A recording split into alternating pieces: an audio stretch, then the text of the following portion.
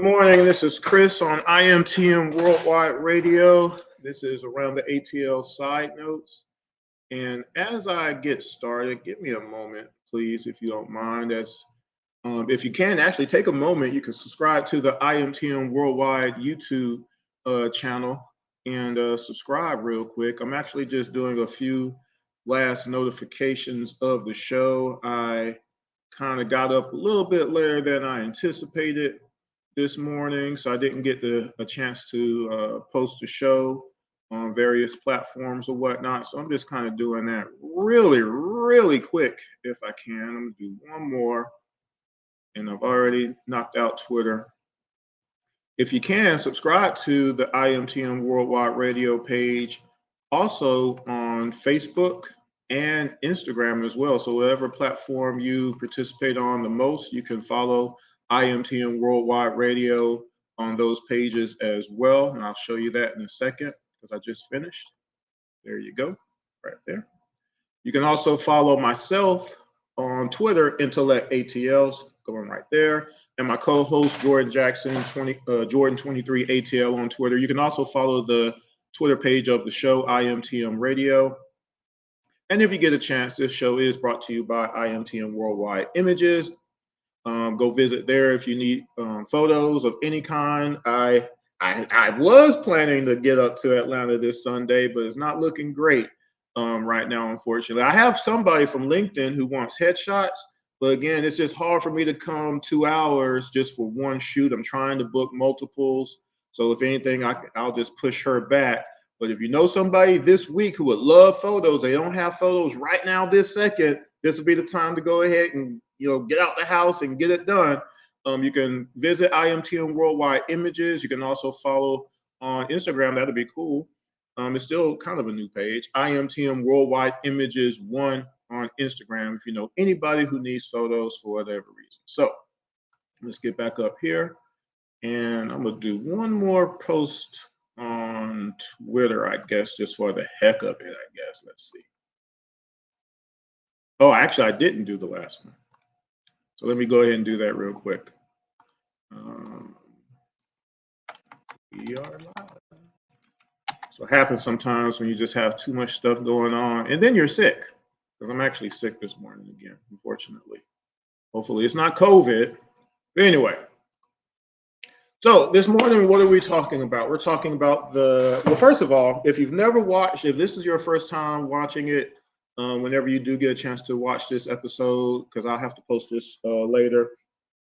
Around the ATL is a 2-hour show where myself and my co-host Jordan Jackson, we take 2 hours and we talk about Atlanta sports in general and Georgia sports. So when I say that, I mean, of course, all the sports teams in Atlanta Hawks, Atlanta Dream, Atlanta Falcons, Atlanta Braves, Atlanta Vibe, Atlanta United, everybody, but also the state of Georgia. So that means college football. We talk about UGA, Georgia Tech every now and the blue moon, Georgia State, Albany State, Clark, Atlanta. If it's in Georgia, we talk about it. And we do it seasonally, obviously, because right now it's not college football season yet, right?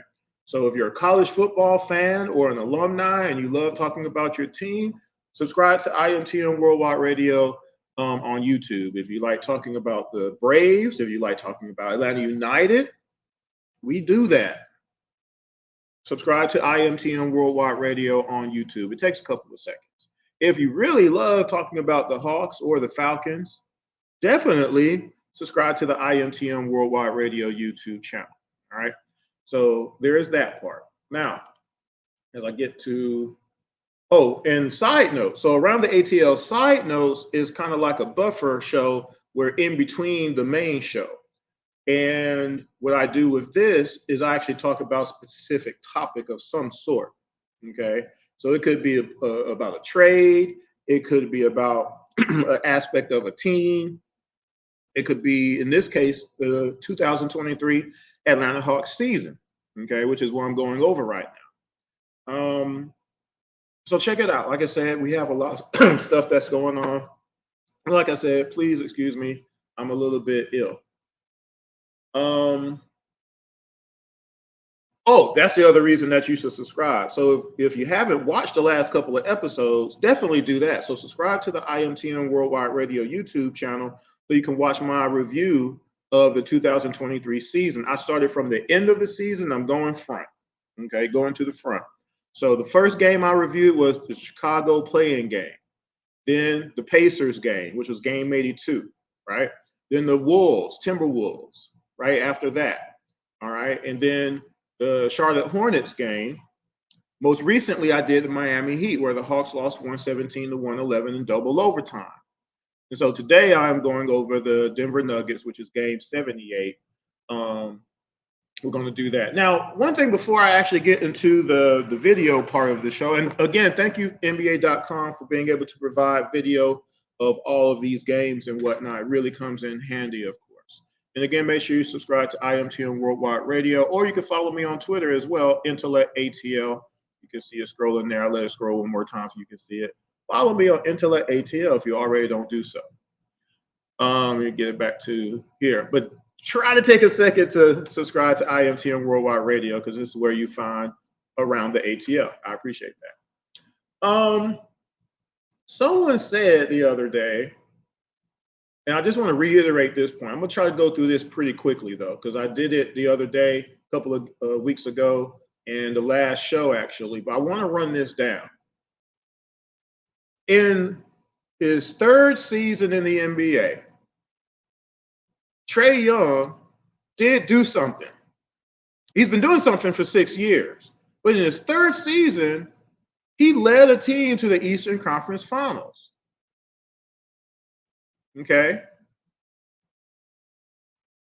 And the reason that's kind of a deal is, here's the reason. Kevin Huerter, he averaged 11 points for the whole playoff run. 11 a game is what he averaged.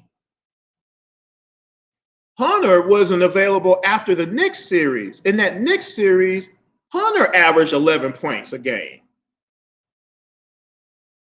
Okay?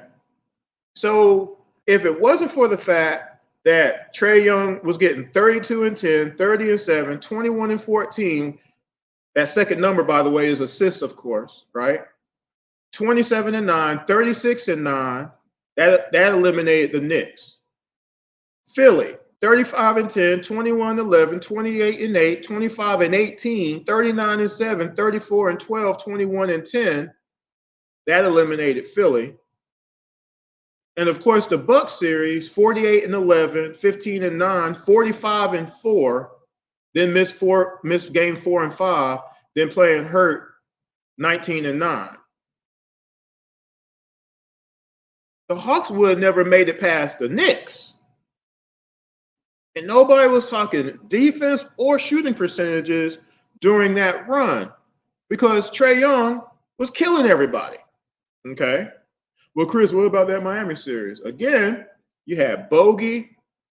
Really, like, you had players probably shouldn't have even been out there, but they were out there. Bogey was hurt. John was hurt. John definitely shouldn't have been out there. Gallo was banged up.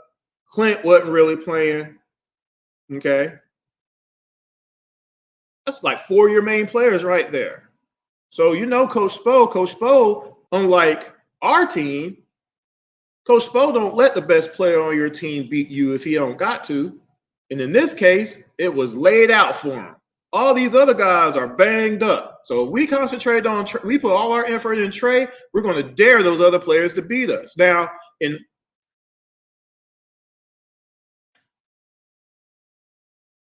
in Hunter's case, for once, he stepped up, if everybody remembers, right? He had a pretty decent series as far as scoring or whatnot, right? So Trae's first game against the Heat, he had 8 points. Bad. 1 of 12 shooting. They were all over him. The rest of the team in that particular game, Hunter had 14, Gallo had 17, Collins had 10, Kevin Knox had 10, Clint didn't play. Okay. Kevin had 8 points. Bogey had 6 points. Miami won that first game. Now, game 2, Trae actually had 25 and 7. Okay. It's still all over him, but he had 25 and 7. Kevin had 9. Gallo had 2. John had 13. Bogey had 29. and Hunter had 16. Still lost that game. Okay. Game 3, again, Trae had a decent game, 24-8. Hunter had 17, Kevin had 13, Gallo had 11, John had 6, Bogey had 18. We win that game. Game 4, bad game for Trae, 9-5. Clint had 2. Kevin had 4. John had 11. Hunter had 24. Bogey had 4. Gallo had 9. It's not a lot there. Okay. You needed more than just Hunter in this case.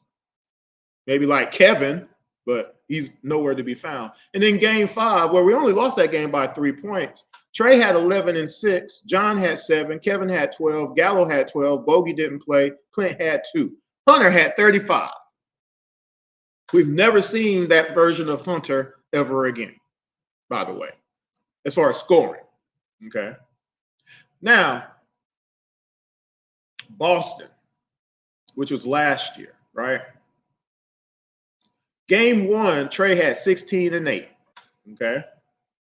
Game 2, 24-6. Game 3, 32-9. Game 4, 35-15. Game 5, 38-13. Game 6, 30-10. Averaged 2 steals a game.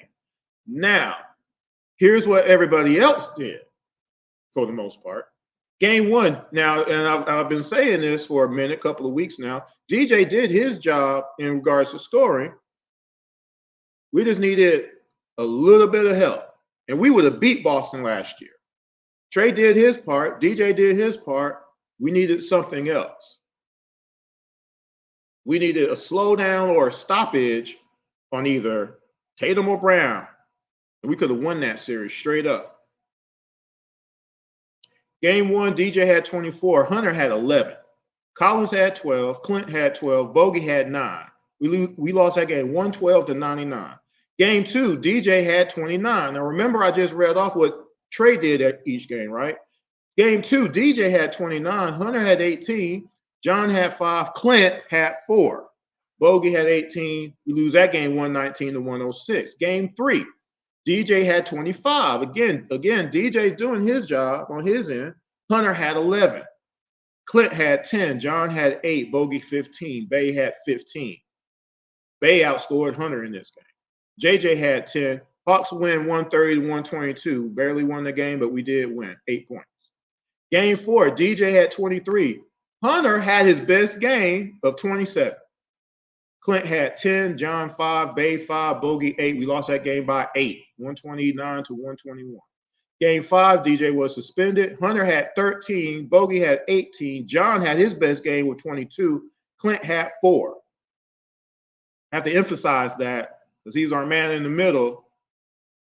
He ain't really giving us a lot. Bay had 12. Trae hits the game-winning shot. We win this game 119-117. And of course, game 6, DJ had 14, Hunter had 20, John had 16, Clint had 10, Bogey had 12. Hawks lose 129-120. My point is, we just needed a little bit. When you put pieces around your better players or your best players, whatever franchise you're on, you typically win more games. And the legacy teams that have won, they've done a great job of that. And the Hawks done the opposite of that. We know this because we had Dominique. We know this because we had Mutombo and Mookie and Steve Smith on the same team. We know this because we had a team that won 60 games and then got swept by the Cavaliers because of Tristan Thompson. We have done the opposite of what any other team would have done after making a run to the ECF, being 2 games away from the finals. All you got to do is look at trades, drafts, and free agency to see that. It's not hard. It's not hard. And to continue to say that Trae ain't valuable and he don't have no need. And if you go and watch the other episodes, I include a whole lot of other stuff just to show 6 seasons of Hawks basketball, 10, 15 years, 20 years. I break it all down. I go through our drafts. I go through moves as compared to other teams. Look at all these centers that these teams have gotten over the last 15 years and look at where the Hawks are at. Okay. By the way, just as a reminder, because I did do this too, the Hawks are 28th, okay, in blocks. We're 25th in points in the paint given up. We give up 14 three-pointers a game. That's not good, okay? In any stretch of the imagination, when you're 28th in blocks, that means everybody's laying it up. I've shown that in the last 5 games that I've reviewed. Nobody's scared of coming in the paint, which is why we give up 50-plus points or more in the paint each game for this past season. That's absurd. It's crazy. We've had games where we've given up 80 points in the paint. 80?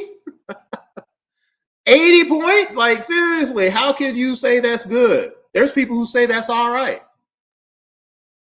Giving up 14 threes every game. I just went through a game, the Miami Heat game, where the Heat hit 18 three-pointers in a game.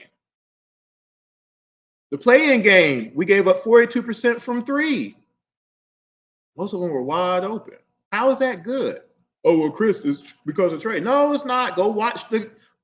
I give you shot for shot.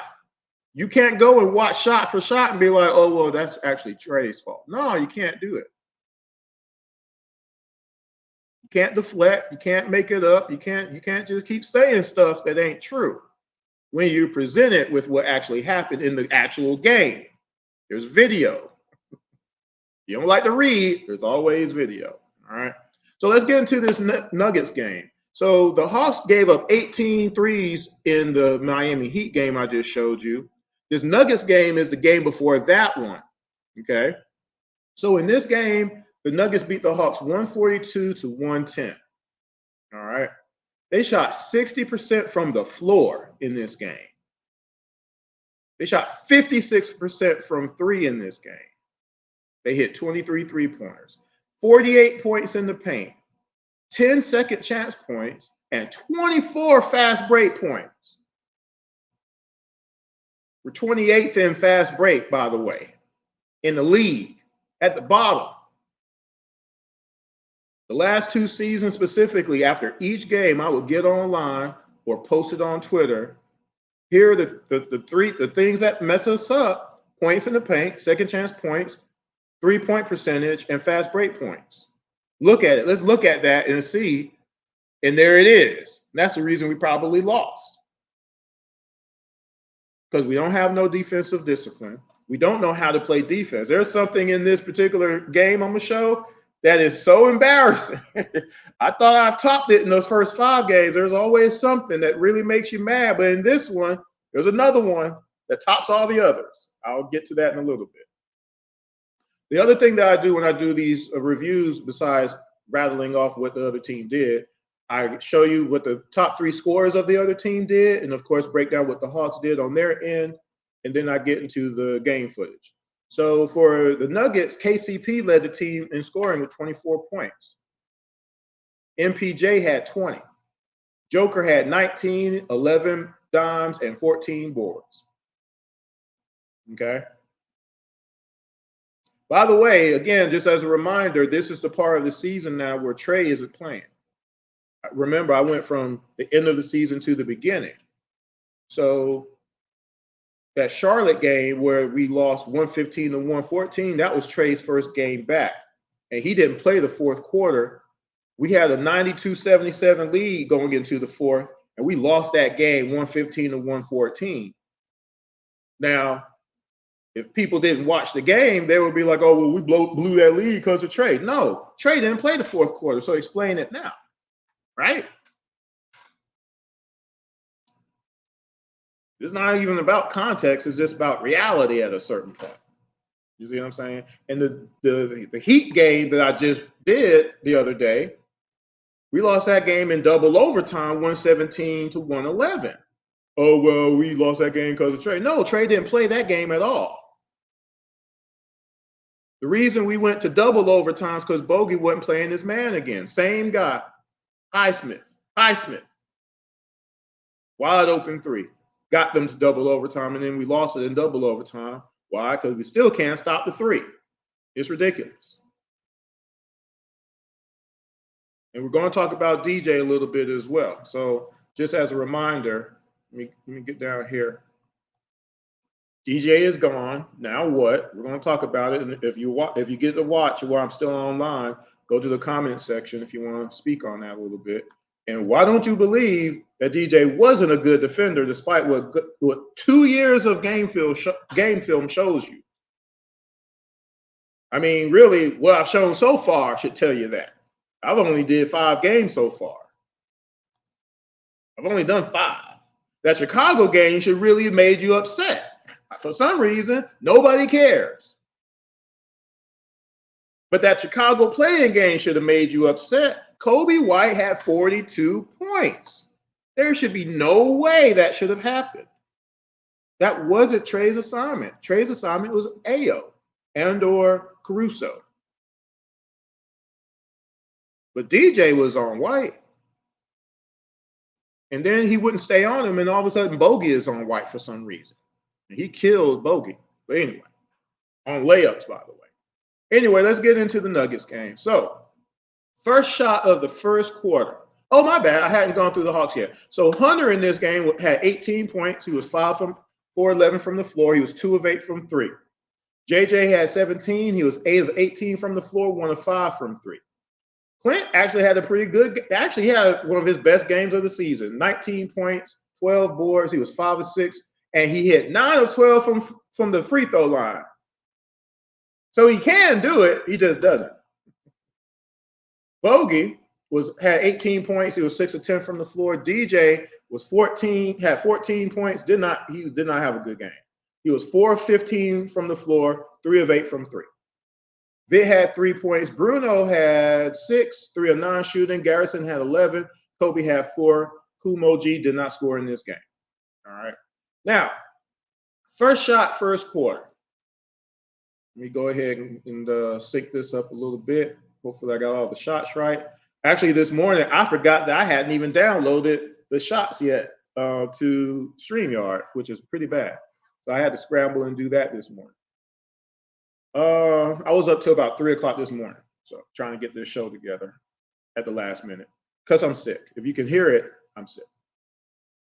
So first shot, first quarter. So tell me, I want a reason. I really want someone to answer this. And I know I only got a couple of people on here because I didn't get a chance to put up the show like I wanted to today, unfortunately. And I'll just have to, send everybody the replay and everything. If you're watching and you know some people who like to talk Atlanta sports and Atlanta Hawks in particular, share it real quick. You got the link. I appreciate that. And again, make sure you subscribe to the YouTube page so that way you get the notification that the next show is coming. You can help me out there. So please tell me a reason, this is for everybody, that Clint is lauded as such a good defender when he doesn't stay with his man, he always overhelps, and then he also doesn't contest shots. Okay? If you watch my last 5 reviews, see that a whole heck of a lot from both of our bigs, Bruno and Clint. And this is why I keep talking about why don't we have a big man coach, and who the heck is a defensive coach on the side? Where's the video guy? Because this is just straight basketball at a certain point. Basketball ain't that hard. It's not the fundamentals and the basics of it. So I'm giving you that before I play this clip, all right? And also to remember, the Hawks gave up 23 threes in this game. There's a reason, okay? So, and also I'll just mention, if you're a center that refuses to come up and actually guard an open man, what good are you? Like, that's your guy. Like, you got to figure that out and be like, you know what? This is an MVP world champion right here. Maybe I should stay on him. And maybe when he's at the 3-point line, I might need to come up.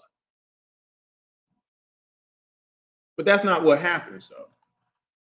So Joker passes to MPJ. MPJ raises to shoot. Hunter actually gets there. He passes to KCP and then cuts to the basket. He beats Hunter, MPJ does. KCP passes back to MPJ. Hunter is still there. Meanwhile, Joker has left the paint. He's left the paint, went to the 3-point line. Clint does not follow. MPJ passes to Joker for a wide open 3, which, of course, because this is what he does, he hits it. And again, The Denver Nuggets hit 23 threes in this game. I want you to make sure you remember that as I go through this particular game. Okay? No adjustments made. And our center refuses to stay on his man, no matter what happens. And I'm going to make sure y'all see that in this game especially, okay? To show y'all we need a change. Should have been happened. You can't go a third straight year of this. He's been here longer, but the last 2 years in particular, we can't do this another year. We can't. We just can't. And expect to have a chance to really win. All right. So first shot. Porter got it back. Jokic. Grenade, and he knocks it in. Did you see Clint Capella watch the ball go in the hoop? Did he contest? Did he even look like he was going to go out there, the Joker? Is that defense to y'all? If y'all were playing on the street ball court right now, how many of y'all think if y'all did what you just saw that you get picked up next game if your team loses? Heck, some of y'all, depending on where you play street ball, you get cut during the game. Be like, hey, man, hey, you want to play? Because this dude here don't want to play. And if you didn't want to get off the court, all of a sudden you got like above the rim, somebody's getting this bag and be like, go handle your business. Right? You can't do that. I always talk about when I play basketball on Sundays on my Sunday night basketball video, which I keep forgetting to upload on here. I can't get away with that. I know I'm in my late 40s and everything, but I can still get up and down the court. It's my job to make sure that my guy doesn't score. That's my job, and I have pride in what I do. I don't care how big you are. I don't care how fast you think you are. I'm going to try to stop you. And many times I'm pretty still good at doing that. My job. And when you're supposed to be a primary defender on a team, and someone said the other day, well, Clint's whole career is predicated on defense and everything. And I'm like, well, we need to see that then. Well, what about the rebounds? Rebounds aren't defense. Rebounds are Torian Prince. Put your hands up and you catch the ball and you bring it down, and that's a rebound. Stopping a player from scoring is defense.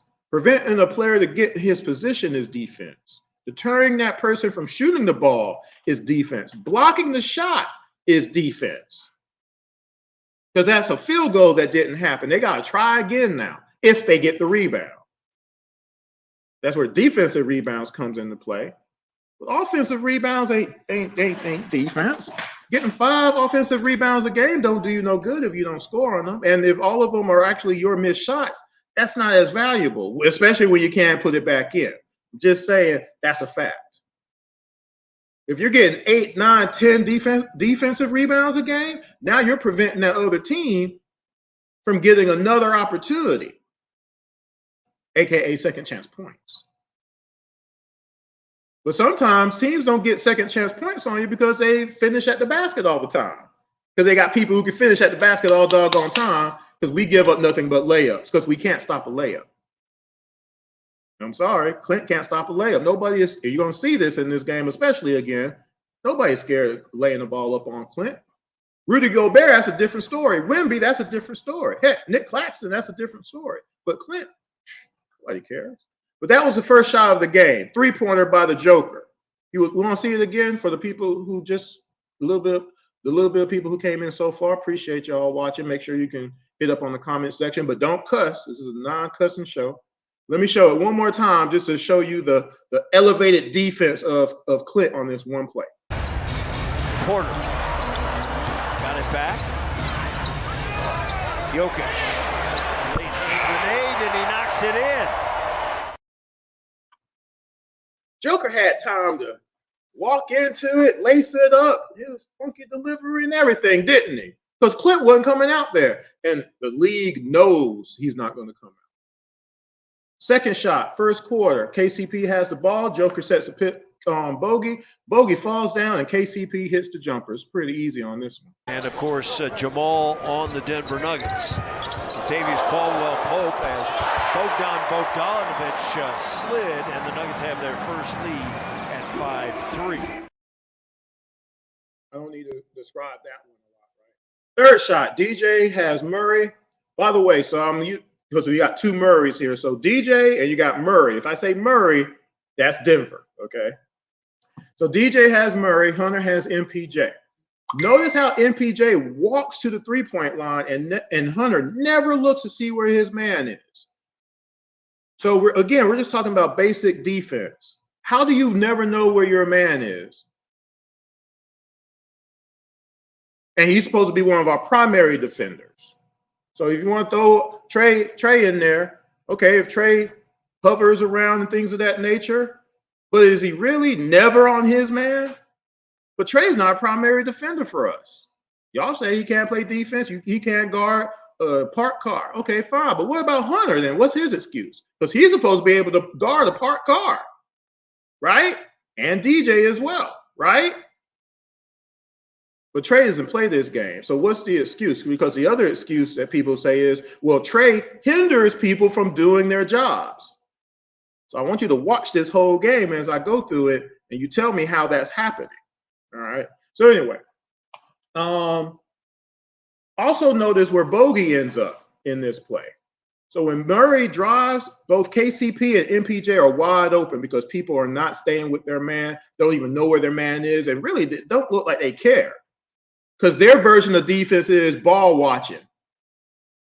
That's not defense, y'all. Also, Brown is open too, by the way, because five players are in the paint for some reason. This is just the third shot of the first quarter, y'all.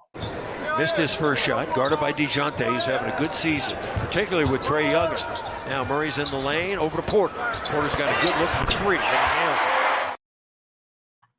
This team hit 23 threes, and that's one of the reasons why. We can't stay with our man, and we ball watch.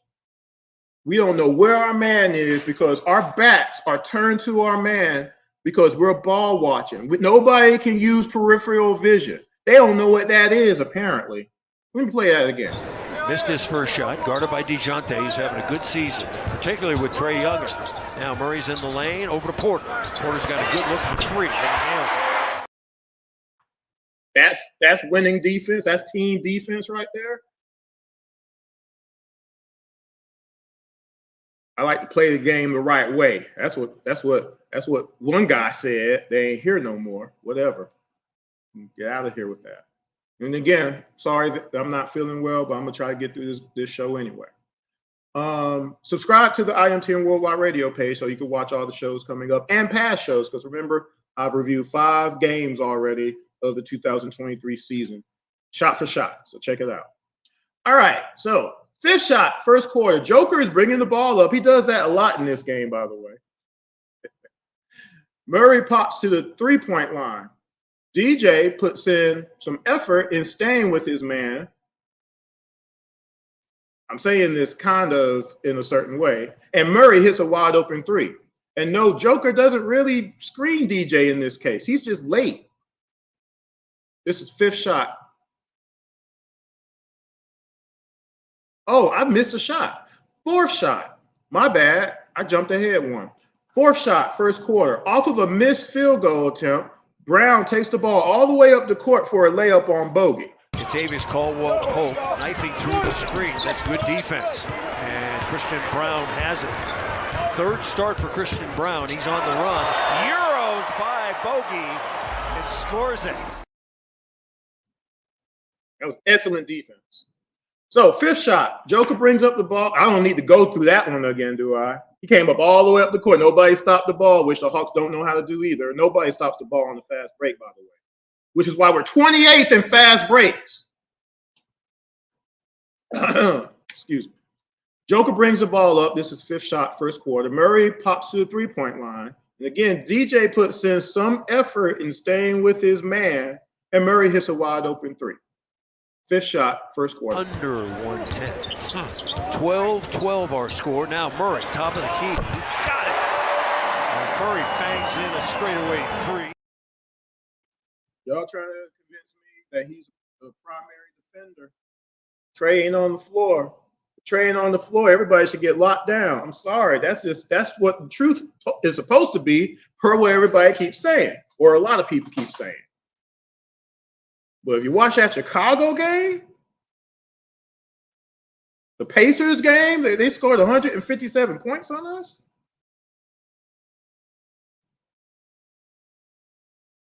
The Minnesota Timberwolves game where we lost 109 to 106 and nobody wanted to guard Ant-Man. Put Kobe Buffkin on them.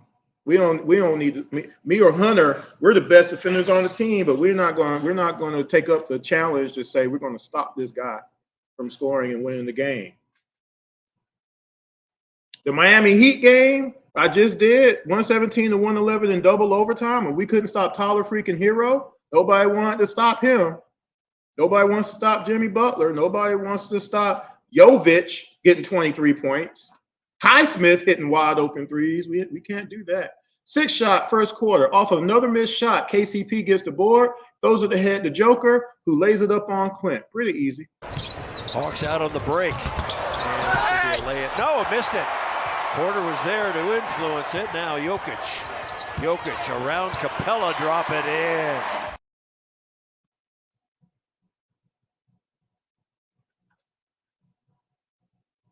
Seven-shot first quarter. Bruno has Joker. Hunter has MPJ. Murray sets a pick on Hunter to get MPJ open, something the Hawks don't do. We don't set picks for shooters, and we don't set picks to get people open to become a shooter. We don't do that with our team for some reason. And we got some shooters, too.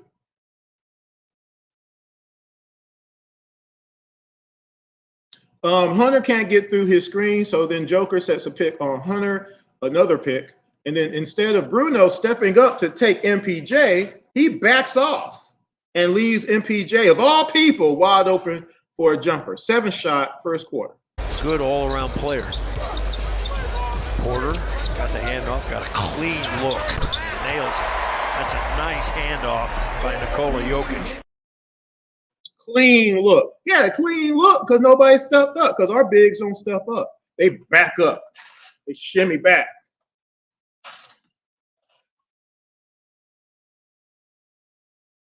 We don't have no defensive discipline. We don't have no defensive IQ. As a team, it takes a team to be 28th in fast breaks, 25th in points in the paint giving up 14 threes a game. That takes a whole team to do it. One player can't do that because there's not – y'all would have an argument on everything about Trae Young that people say if it was a 1-on-5 game. If Trae Young was on the floor by himself alone, and he alone had to guard the point guard, shooting guard, small forward, power forward, and center by himself. He has to guard all the 7-footers, 250-pound guys. He has to guard all the power forwards who are now 7 feet as well. He got to guard all the small forwards and the shooting guards and his assignment, which is usually the point guard and or the other shooting guard who's usually really not a shooter. And you put Trae on him, right? Because of his height, usually, right? Match up. Shooting guards average 30 points a game against the Hawks, though. That's supposed to be DJ's guy. And small forwards scored 27 points a game for this past season. That's supposed to be Hunter's guy. So explain that. Not counting what center scored and what power forward scored. I didn't care about those two positions. It was supposed to be, Clint, right? But remember, we missed 4 players this year for a portion of the season. Trae was out, but also Bay was out, and Okongwu, and Jalen Johnson. There was a portion of the season, all 4 of those guys were out. 3 starters and a bench player, a primary bench player for us. So you can't say we were better without Trae. You got to say we're better without those 4 players on top of everybody else, too. And that's just not true. What happened was, again, like I said, you had some players finally step up a little bit more than usual, making up for 4 roster spots. And it didn't last forever because after that 6 or 7 that we won, we lost the rest of those games. And I'm going to talk about that too a little bit. But anyway, that was shot number 7, right? So this is the 8th shot. So DJ, again, he says he plays defense and he likes to play the right way and play team defense and all this kind of jibber jabber. So Murray has the ball, Denver Murray. Remember, I said at the beginning of the show, DJ, you got Murray. If I say Murray, I'm talking about the Denver Murray. Okay. So where am I at? Murray has the ball. Oops, I forgot to turn off my phone. Murray has the ball. Sorry about that, y'all. There we go. So Murray has the ball. He passes to KCP. Murray sets a slip screen on Vitt. Instead of Vitt picking up Murray, okay, and DJ picking up KCP because that's basketball, Murray ends up diving for the basket and would have had a layup because Hunter wouldn't have stopped him because Hunter don't play help defense. He doesn't do it. DJ instead leaves KCP wide open for a jumper. So here's the 8th shot of the first quarter. Caldwell Pope's got to look for 3 straight away. Got it! And Bogdanovich buries Murray.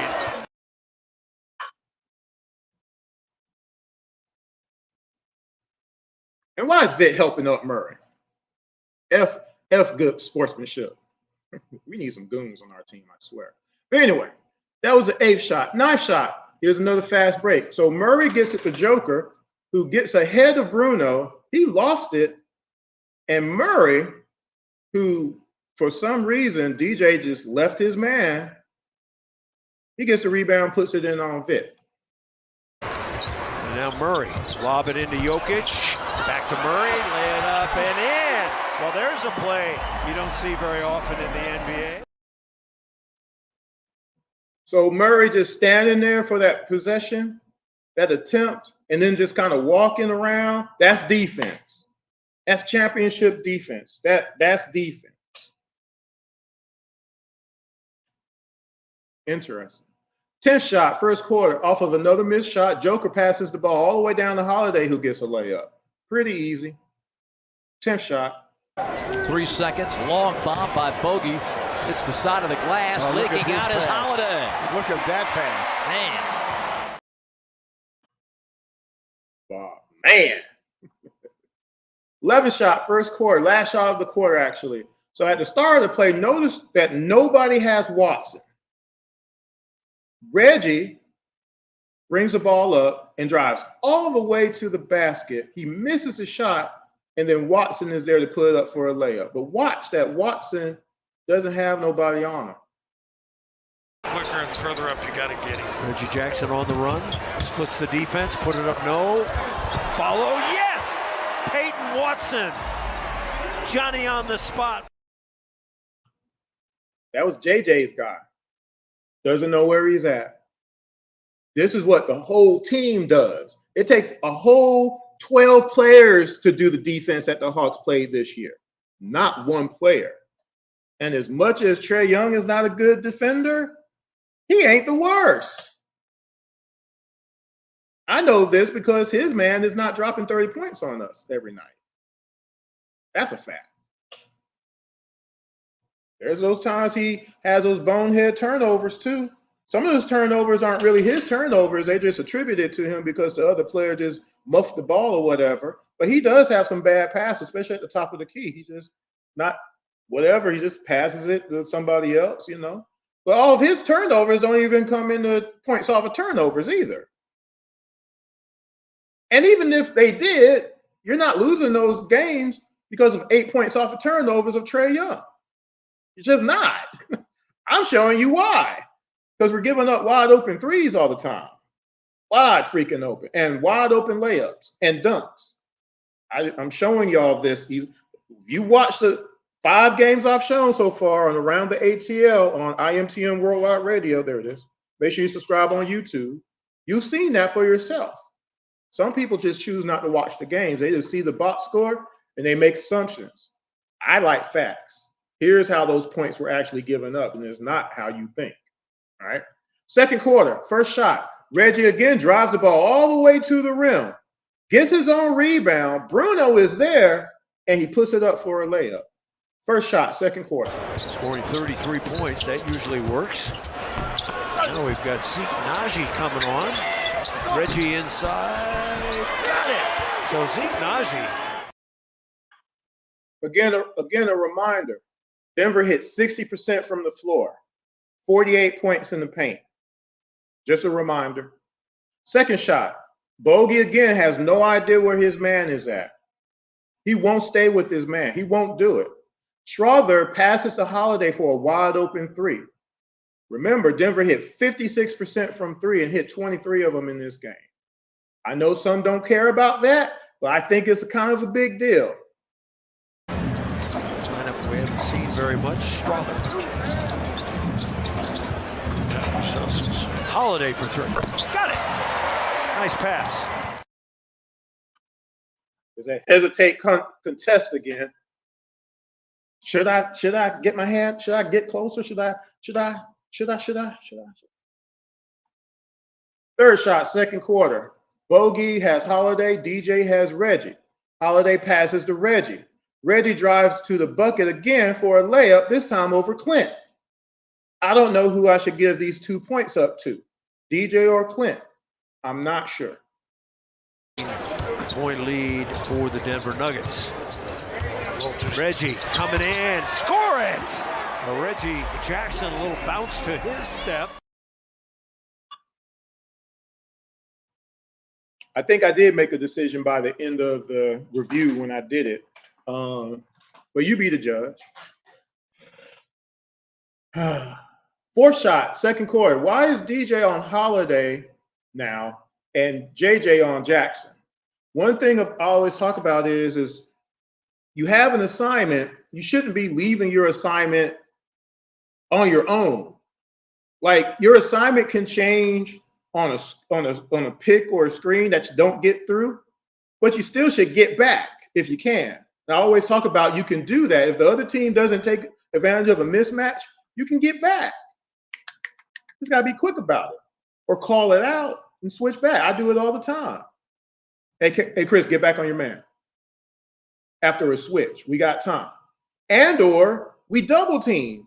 If my center is all of a sudden now on my point guard who's 5'1", 5'2", or whatever, I'm going to go over and double to make sure that we don't have a layup.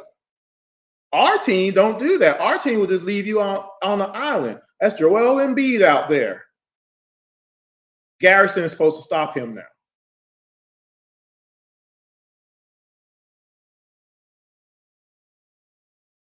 Makes sense. Anyway, so where am I at? Fourth shot. So Holiday passes to Reggie.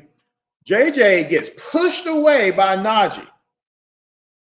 Clint, of course, he's always in the middle of not really being sure what to do himself, but he's not going to come out. He ain't going to do that. So guess what? Reggie has a wide open three, which of course he hits because that's what they do. And I guess Clint thinks he's the only one in the NBA that can't hit a three. Remember, Clint Capella has never shot a three-pointer in his life in the NBA. I think that's messed up. But whatever, y'all, a lot of y'all accept it. We have the big in the league that can't hit no shots, especially a three, can't even keep nobody honest, and then he can't hit free throws, and then he can't finish in the paint. But we're supposed to do this for another year of him averaging 10 points a game or less? Fourth shot, second quarter. He made 10 threes against the Nuggets in that December win for Denver. Reggie Jackson, try it again, and Reggie feeling good. What kind of defense is that?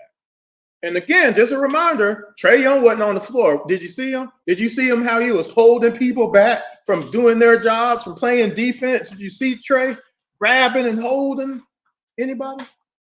Fifth shot. Again, remember, I've done 5 games so far this season. That Chicago game should make you very upset. For those who haven't watched, why do I say that? Because after Kobe White had 25, by the way, the Bulls had beat the Hawks a few weeks before the play-in game, 113-111. In that game, Kobe had 22. So how you let somebody who hit 22 in one game go to 42 in another? That's my point. You see what I'm saying? But Vucevic in the play-in game had 24. Who was stopping him? That's supposed to be Trae Young stopping him too, huh? No, that's supposed to be Clint. And Clint couldn't do it. DeRozan had 22. That's supposed to be Hunter. DeRozan is just mid-range, wide open three because Hunter wasn't doing his job. but you want to blame that on Trae. I'm like, you can't say that when you watch the game. I'm going shot for shot what the Bulls did. You can't say that now. You just can't. You can, but you're going to be looking kind of crazy. Okay. But what did you see right there, though? You see what I'm saying? Like Clint had no intention of coming out, knowing he had to because JJ got drug away from the play. And you just watch him hit that three. The Denver Nuggets hit 23 threes, 56% from three. This is a pattern, and it's never adjustable. The Nuggets in this game hit 23 threes, and then the Miami Heat, the next game, which was another loss, hit 18 threes. Fifth shot. I need to start catching up a little bit here. So fifth shot, second quarter. Hunter has Holiday. Clint has Najee. Since everybody in the NBA knows the Hawks don't know how to play screens, they won't rotate, right? Najee sets a pick. Instead of Hunter fighting through the screen, Clint staying with Najee, or both Hunter and Clint just switch. Just call it out. Just, hey, switch. So that way nobody is left wide open. But we don't know how to do that. So you know what's going to happen here. Both Clint and Hunter focus their energy on Holiday. And of course, Najee goes to the basket for an easy layup. Atlanta in the second quarter, 1 of 4, but they made 4 of 6 free throws. Inside, Najee puts it away. Good pass. So Zeke Najee getting a little PT tonight. Points in the paint. They had 48 of them. They shot 60% from the floor in this game. A lot of defense. So we're at the sixth shot now. So I want y'all to notice what the score is. Okay. So Murray is blocked. So we got another fast break. Remember, Nuggets had 24 fast break points in this game. Strother passes ahead to Holiday. Now, Hunter has Holiday in this case. Holiday then passes to Strother, who, guess what? Hits a wide open three. Want to know why? I'll show you why. Dejounte Murray blocked. Headband got him. Oh, Strother. Whoa. That's a big time foul. Was that a contest to y'all?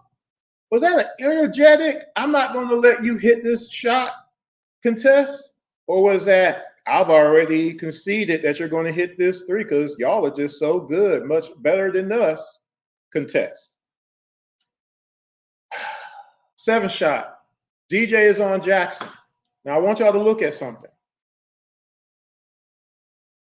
Why does, this is an opinion now, I guess. This is an opinion. But why does it look like DJ kind of leans into Najee a little bit instead of escaping and getting to the spot to stay with Jackson?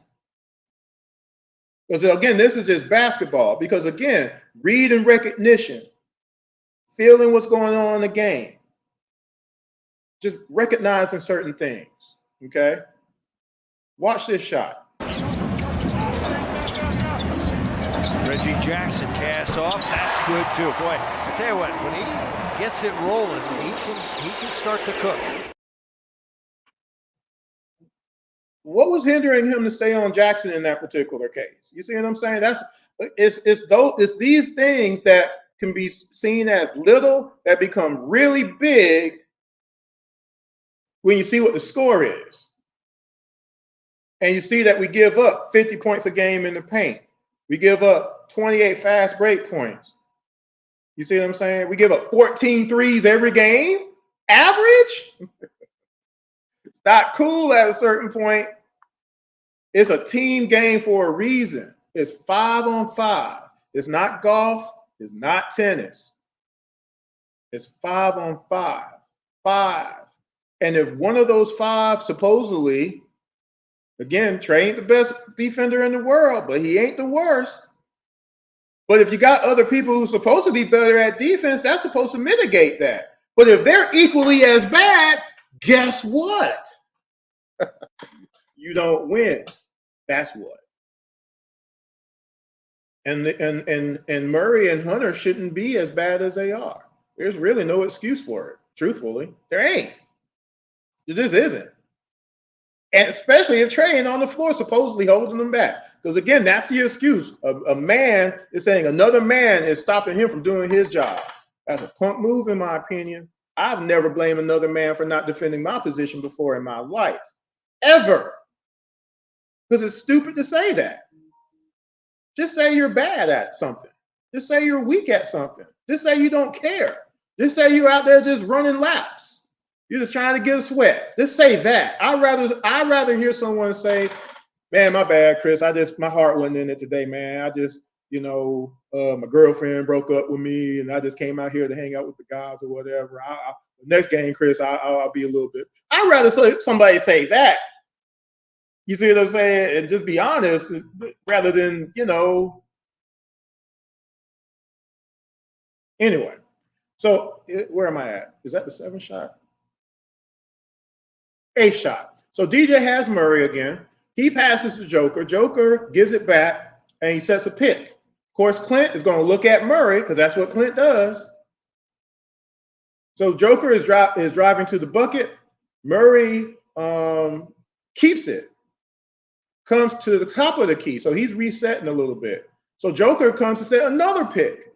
And instead of anybody saying, "Hey, left," and instead of Clint just staying back and letting DJ cut through past Joker, because he's quick, he could do that, Clint again goes to Murray. And since DJ couldn't get around this screen, Clint isn't going to come up. Guess what? Murray takes a wide open jumper. 8th shot, 2nd quarter. Denver does not play with a very fast pace at all. They are 27th in the league. Murray back in, firing and hitting. But with this, can't do that. That should be unacceptable, but a lot of people have accepted it, unfortunately. 9th shot. Now this is embarrassing. So again, just to remind everybody, Trae Young ain't playing this game. Okay. And again, when you see the clip, make sure you check the score out again. Okay. So why is Hunter on Joker? Where is Clint? Vit in this particular possession actually comes up to double, which the Hawks never do because we don't know how to do it. But he comes to double. Now we're talking rotations, because that's another thing we don't know how to do as a team. We can't do it. I talk about it all the time. We overhelp. We can't rotate. We don't know how to switch. We don't fight through screens. We don't block out off of shots. We don't do anything. We don't do none of that. But anyway, so Vit had Murray. So now Clint has to try to guard Murray because he doubled. Clint had Watson. So Watson drives to the basket. Neither Garrison or DJ picks up Watson. So when Murray actually does drive, he passes to Watson for a wide open layup. And again, Clint is one of the main ones that creates mismatches on our team because he gets out of position. My co-host Jordan Jackson always talks about he takes bad angles. It's horrible. It's like, again, there's no defensive awareness. There's no defensive discipline. There's no read and recognition. It's bad. Nice shot, 2nd quarter. Murray, scoop it, and Watson lays it in. So 10th shot, 2nd quarter. DJ has Murray again. Murray drives. Joker comes to set a pick. DJ runs through it on the under. I've suggested this before, so he does it this time. But what does Clint do anyway? He sees the man still on the man, and he still is going to defer and be like, "I'm leaving my man MVP." Murray, of course, sees this, passes to Joker. And again, since Clint isn't on his man, wait a minute. Who has Bogey been guarding this whole possession? I want y'all to watch. He's supposed to have KCP, but he's nowhere near him. So anyway, Joker gets the ball, passes to the wide open KCP to do what? Hit another 3. 10th shot, 2nd quarter. Pretty good job guarding him, or at least preventing him from taking a bunch of shots. Good pass. Caldwell poked for 3, and he nails it. That stops. It's the nonchalantness of it. It don't matter how many open shots Bogey gonna give up. We're just gonna blame Trae Young. It doesn't matter how many shots Bogey gives up because his back is turned to his man all the time, almost all the time. Never gets back. But we're gonna just blame Trae Young though. It makes sense. 11 shot. Again, who's Bogey guard? And why does JJ leave his man in this particular possession? Hawks ball watch too much. I keep telling y'all that, and people don't listen. But I'm going to keep pointing it out. I'm going to keep showing. So, and as a reminder, watch some of the previous episodes. Subscribe to the YouTube page for IMTM Worldwide Radio. 5 games are up.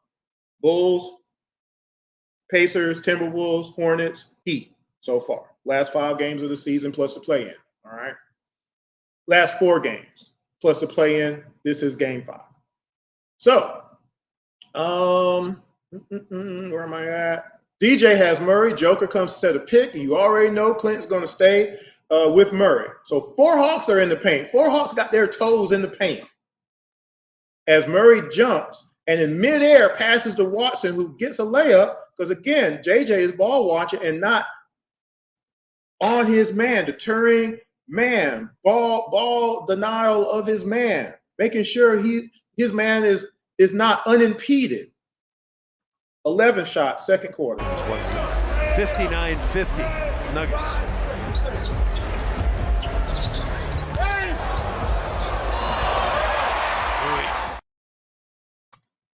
So y'all tell me, is that like some kind of zone defense, or is that like a 1-2-4-5 defense, or what? No, it's just no defense. 12th shot. Why is DJ on Braun and not Murray in this position? Okay, possession, I should say. Murray comes down the court and hits a step back 3 on Bogey. Why isn't DJ on Murray? We need DJ on Murray. We need our best perimeter defender, supposedly, on Murray. Definitely not Bogey. 12th shot, second quarter. So the Hawks. And Nuggets answering back. Yeah, Jamal Murray. How are y'all cool with this? Some of y'all, not everybody, but those who might be watching, who might be cool with this. How are you cool with this? You know, I just want to know. I mean, comment section is open. Make sure you don't curse though. Now, the 13th shot of the second quarter, for some reason, NBA.com does not have it, but it's a dunk by KCP, 2 points. 14th shot, second quarter, Bogey. I don't know. I think he thinks he plays defense, but he doesn't. Bogey has KCP. Murray drives. Bogey leaves his man. I'm not sure why. Murray passes to a wide open KCP who does what? Everybody hits another wide open 3. Murray turns the corner. Good look for Caldwell Pope. And he knocks it in. Jamal Murray. And do you see the disheveled?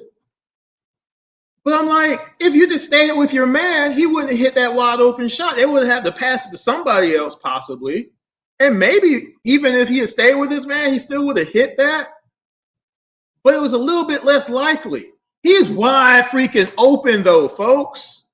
Trae is not a good defender, but he ain't the worst on this team. I'm sorry. Which is why I've been saying to people, Bogey can't start.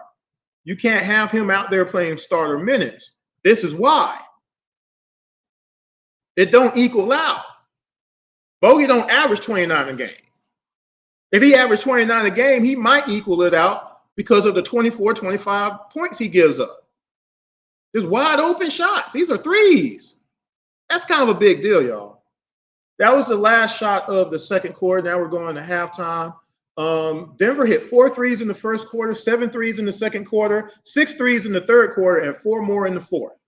Just to give you the math of it all, the craziness of giving up 23 threes in a game. Okay. So first shot, third quarter. Remember the first shot of the game that the Denver Nuggets made was a 3 by Joker? DeAndre Hunter in double figures. Remember, no Aaron Gordon tonight. Jokic shoots a 3. Got it. And Nikola Jokic, whose three-point shooting. A strong contest by Clint again, eh? So second shot, third quarter. So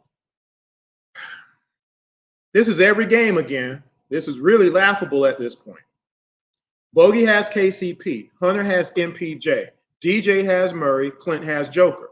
It's a 9-point game. The Hawks have come back. Okay. Joker has the ball. Murray comes to the top of the key for a handoff, and then he sets a pick. DJ gets around, but again, Clint doesn't stay with Joker. We just saw that actually in the shot before, but whatever. He looks at Murray. Murray again passes to Joker, but this time Clint actually comes all the way up. It's a miracle. It's a what is that? Festivus miracle from Seinfeld. So Joker is not able to hit a wide open three because this time Clint actually came up. The problem is Bogey is never on KCP. And Hunter doesn't know where MPJ is either. So Joker pump fakes and then gets around Clint, and then Joker passes to MPJ, who slid over to the three-point line. And you know what he's going to do? He's going to hit another three. 109 to 95. Jokic, good pump fake. Porter for three. Nails it. You finally hear somebody say, "Hey, Bogey," because we don't communicate on defense. Nobody knows where anybody is because nobody says nothing. Nobody cares about their fellow basketball player on the court. Nobody talks. Nobody lets you know, hey, you're off your assignment. Get back on your man. Nobody does nothing. Nobody says, hey, left, right, you're by yourself. Nobody says nothing. Nobody from the bench adjusts either. How many points has Bogey given up so far? Anyone done the math? I'll do it at the end. Third shot, third quarter. Remember, the next game after this is the Heat. Again, they gave up 18 points against the Heat. I want y'all to watch that game if you get a chance on the IMTM Worldwide Radio YouTube page. Make sure you subscribe. I need y'all to look and see who gave up those threes in that Heat game, okay? So Joker is coming up the court. Again, he does that a lot. So he's bringing the ball up the court, I should say. So Bogey is playing great defense again. He's never on his man. So Joker sees that. You know what he does? He sends a cross-court pass to a wide-open KCP for another three-pointer. This is another shot in a row, by the way. Another three. Third shot, third quarter. Such a good shooter. He's defending. Caldwell Pope.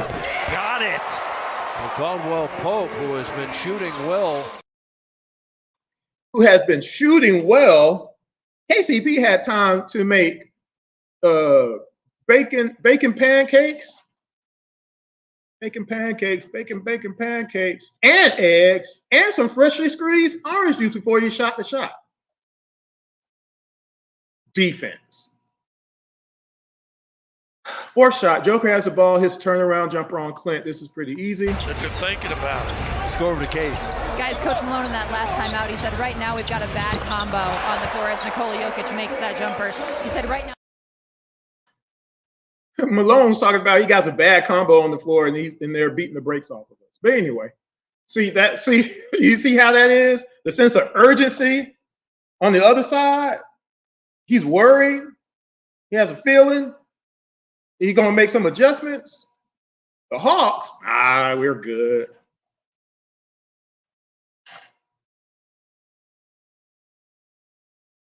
Fifth shot. Oh, well, Joker's an MVP. Nobody can stop him. That's not true. Did the Denver Nuggets win the championship this year? No. So somebody slowed them down a little bit. Riddle me this, Batman. This is fifth shot, third quarter. Who is hindering players from their defensive assignments in this game again? Or is it just that they're just not great at defense as a team? So DJ has Murray. Hunter has MPJ, doesn't stay with them. Bogey has KCP, doesn't stay with them. Theme, right? Murray takes a pick from Joker, drives to the basket, past DJ, and Hunter and Clint for a layup. Let me repeat that. Murray takes a pick from Joker, drives to the basket, past Murray and Hunter and Clint for a layup. And then after this shot goes in, DJ points at Hunter and does this. I kind of blame Clint on this one, though, because DJ had gotten picked. Clint's right there. He's the help defender, which, again, the Hawks don't do a job of any kind. Just leave people just hanging. Nobody helps. Nobody helps. And then if somebody helps, it's a tremendous mismatch.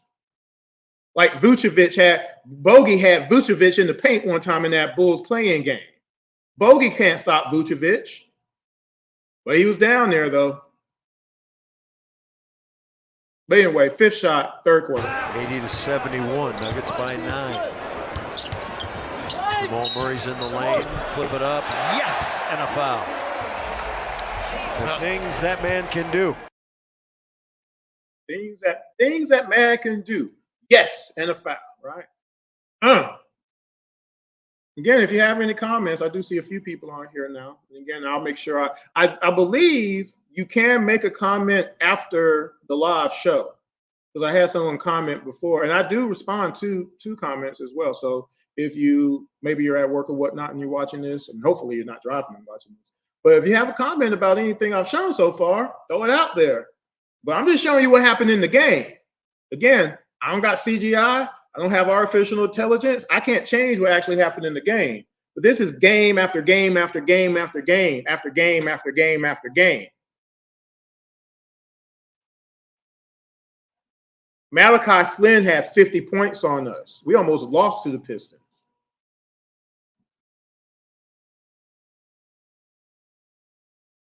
Now, I don't want to get into all the other players that killed us over 28 games that Trae wasn't here. But if you go watch some of the other shows that I've shown you, you'll get that, because I broke it all down too. Just to let you know, if Trae ain't there to stop people from playing defense, why are all of these players balling out of control? Why does Harrison Barnes have 32 points? Why does Eric Gordon have 21? Why does Pat Bev have 18 on us? How did that happen? Right? Anthony Simons, has 36 on us. Ayton has 33.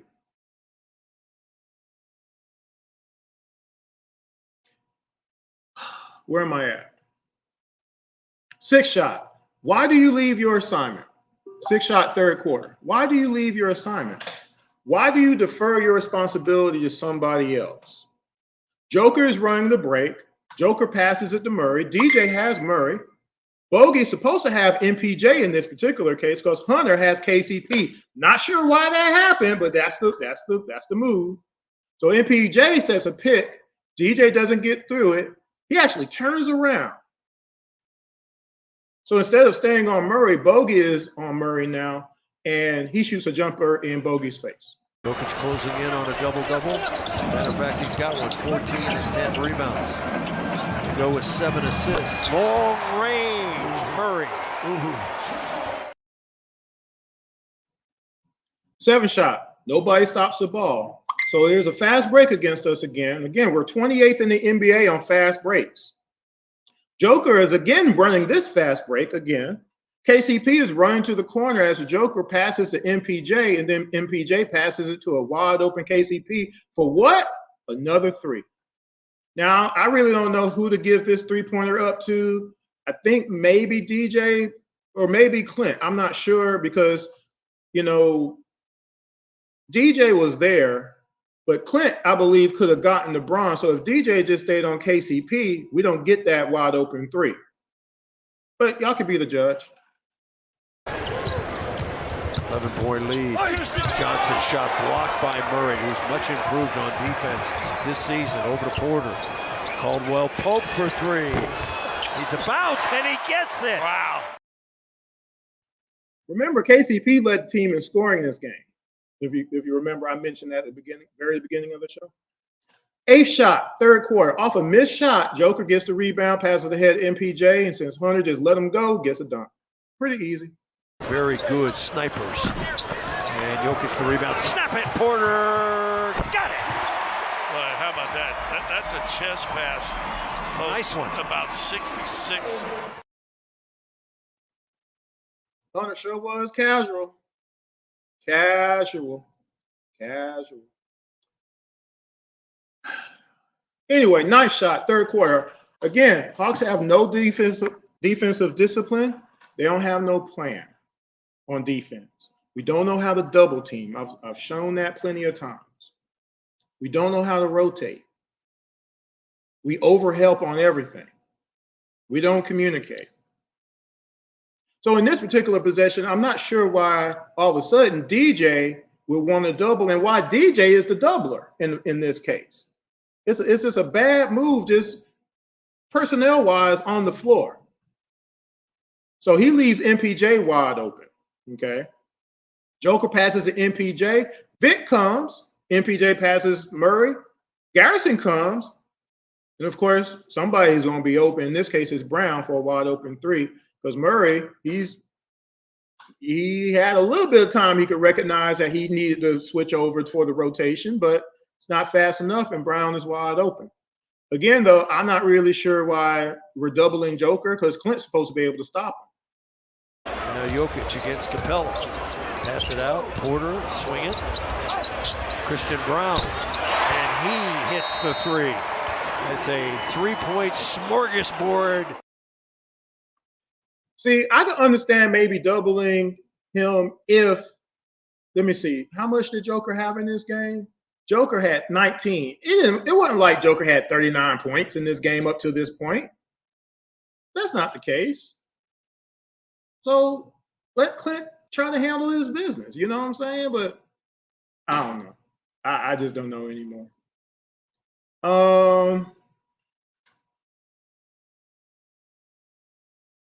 Where am I at? Third quarter. There he is. Nice shot. So this is a 10th shot coming up. So Clint has Joker. Garrison has KCP. Vitt has MPJ. Hunter has Brown. And DJ has Reggie. Okay. Garrison comes over to double Joker. Vitt leaves his man, despite KCP actually not getting a pass from Joker. I want y'all to look at that. He's going to go help somebody who don't got the ball. You can say, oh, he's trying to anticipate, Chris, but look, just watch this, though, and just tell me, does it make basketball sense what he did? MPJ is now open. DJ doesn't know where Reggie is, and like I said, MPJ is open. Joker actually takes a turnaround jumper, which is crazy. But again, since DJ didn't block out Reggie, Reggie is crashing. Reggie gets a temp attempt. And since nobody has MPJ at all, he gets the ball and lays it up. Again, DJ and Hunter are right there too, by the way. Okay, so watch this shot. Jokic knows it. And fade away. Sombor shuffle. No. Tip. No. Porter. Yes. Michael's turned down a couple. Did you see the intensity of Hunter right there to try to stop MPJ from getting, not only not getting the ball, but not laying it up? Let me play it again. What shot was that? 10th. Jokic knows it. And fade away. Sombor shuffle. No. Tip. No. Porter. Yes. Michael's turned down a couple. You mean to tell me Hunter saw Reggie coming down the lane and he couldn't just be like, boom, you're not coming in here, sir. I'm bigger than you. No, that wasn't what happened. He just stood there. And let Reggie get that tip attempt. And then nobody switched on MPJ crashing down to the bucket. Again, you don't know where your man is. You can't deter people. You can't block out somebody. Ever. 48 points in the paint, the Hawks gave up in this game. 60% from the floor, the Hawks gave up in this game. 56% from three, the Hawks gave up in this game. 23 three-pointers is what the Hawks gave up in this game.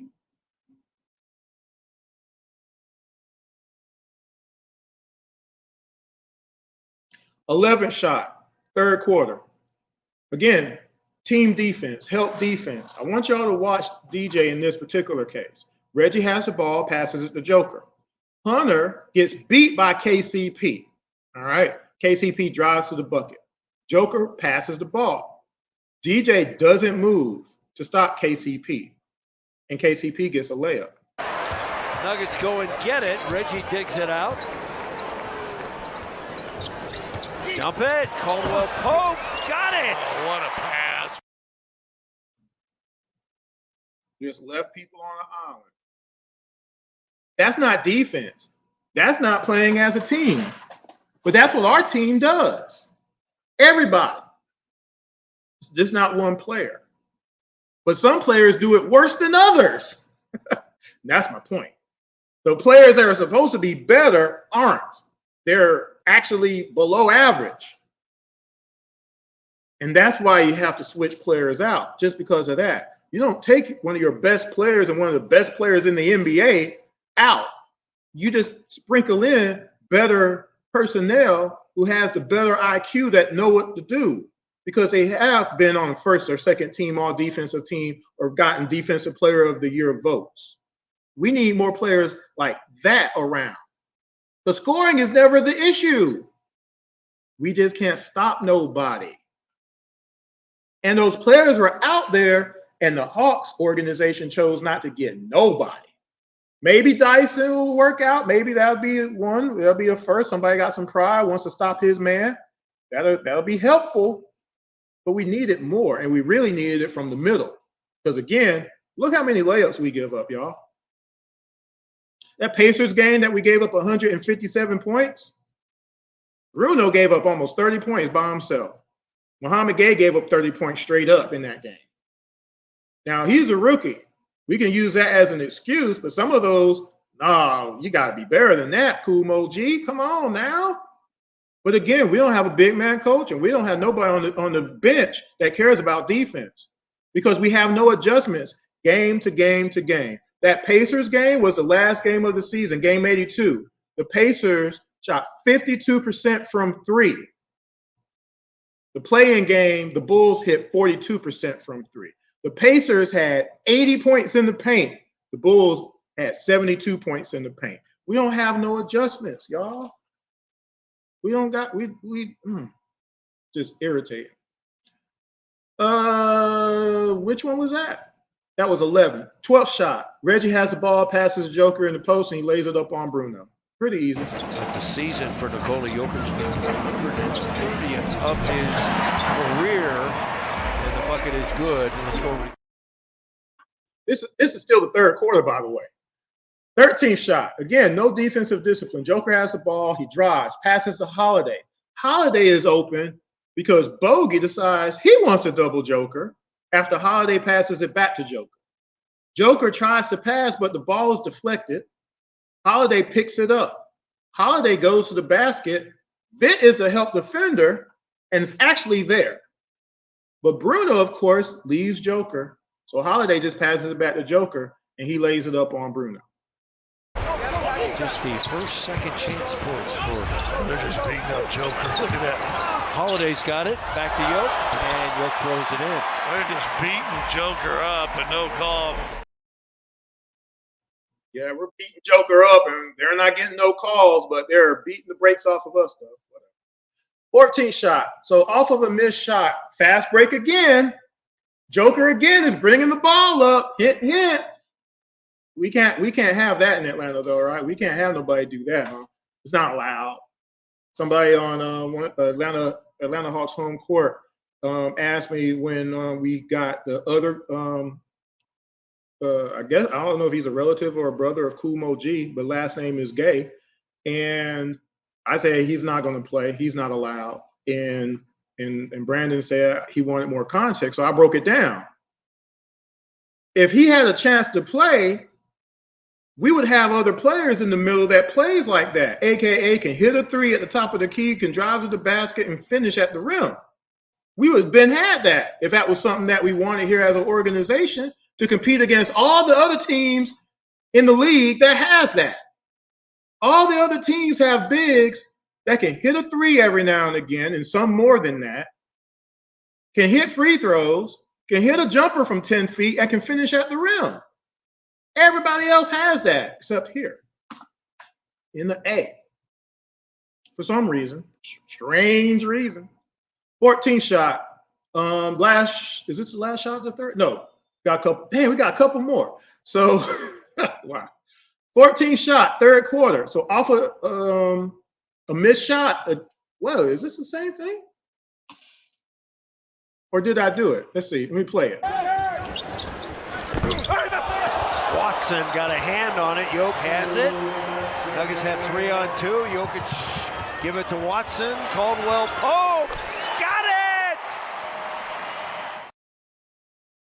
But y'all saw that for yourself. Joker bringing the ball up again. Nobody stops the ball. Joker out there looking like Magic Johnson.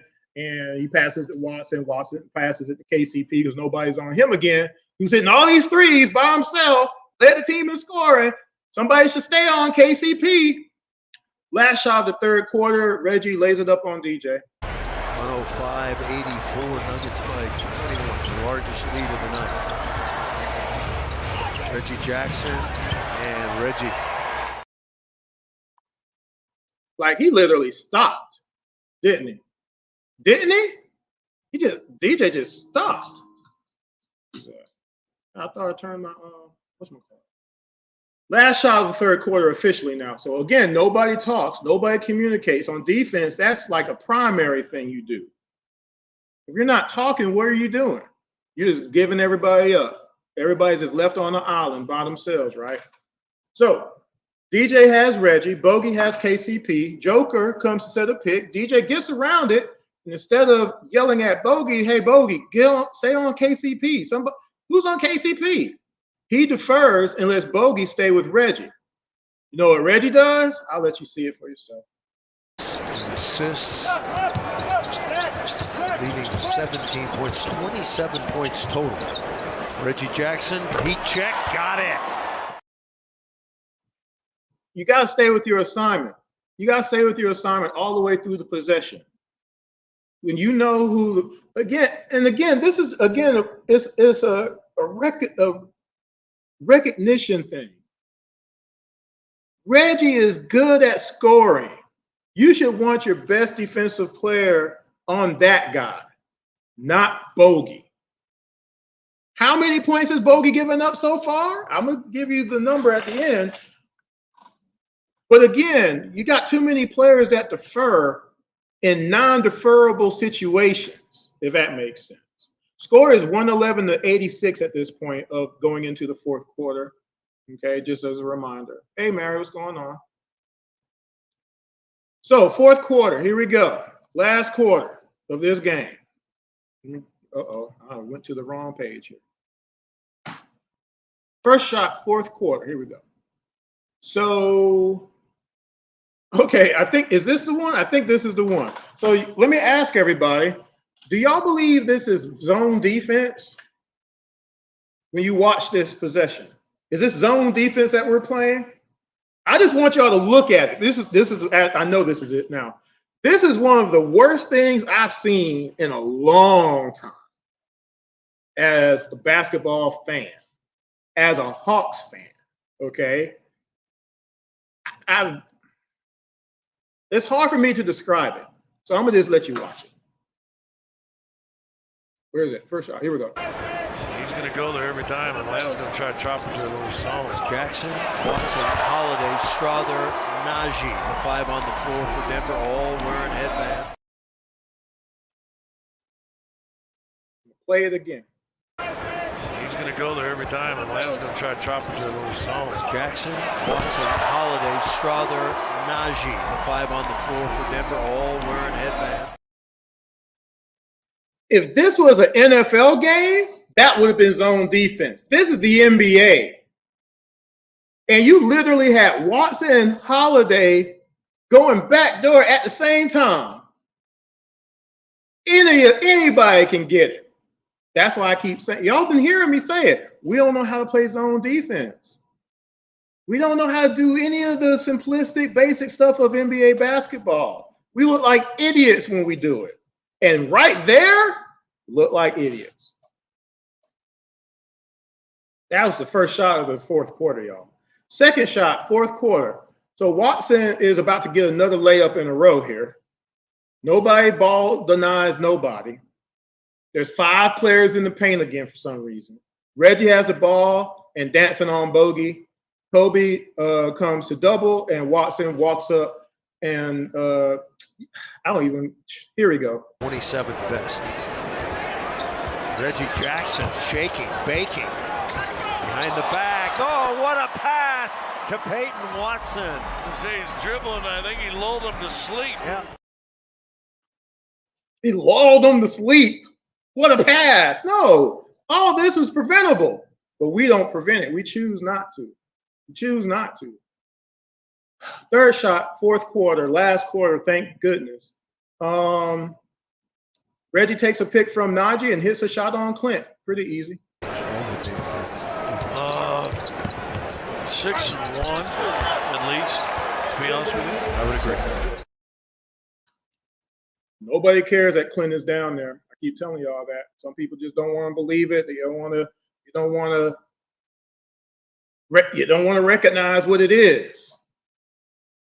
The Hawks are 25th in the league points in the paint given up. And one of the reasons we give up 14 threes a game besides bogey, Clint don't want to move up either.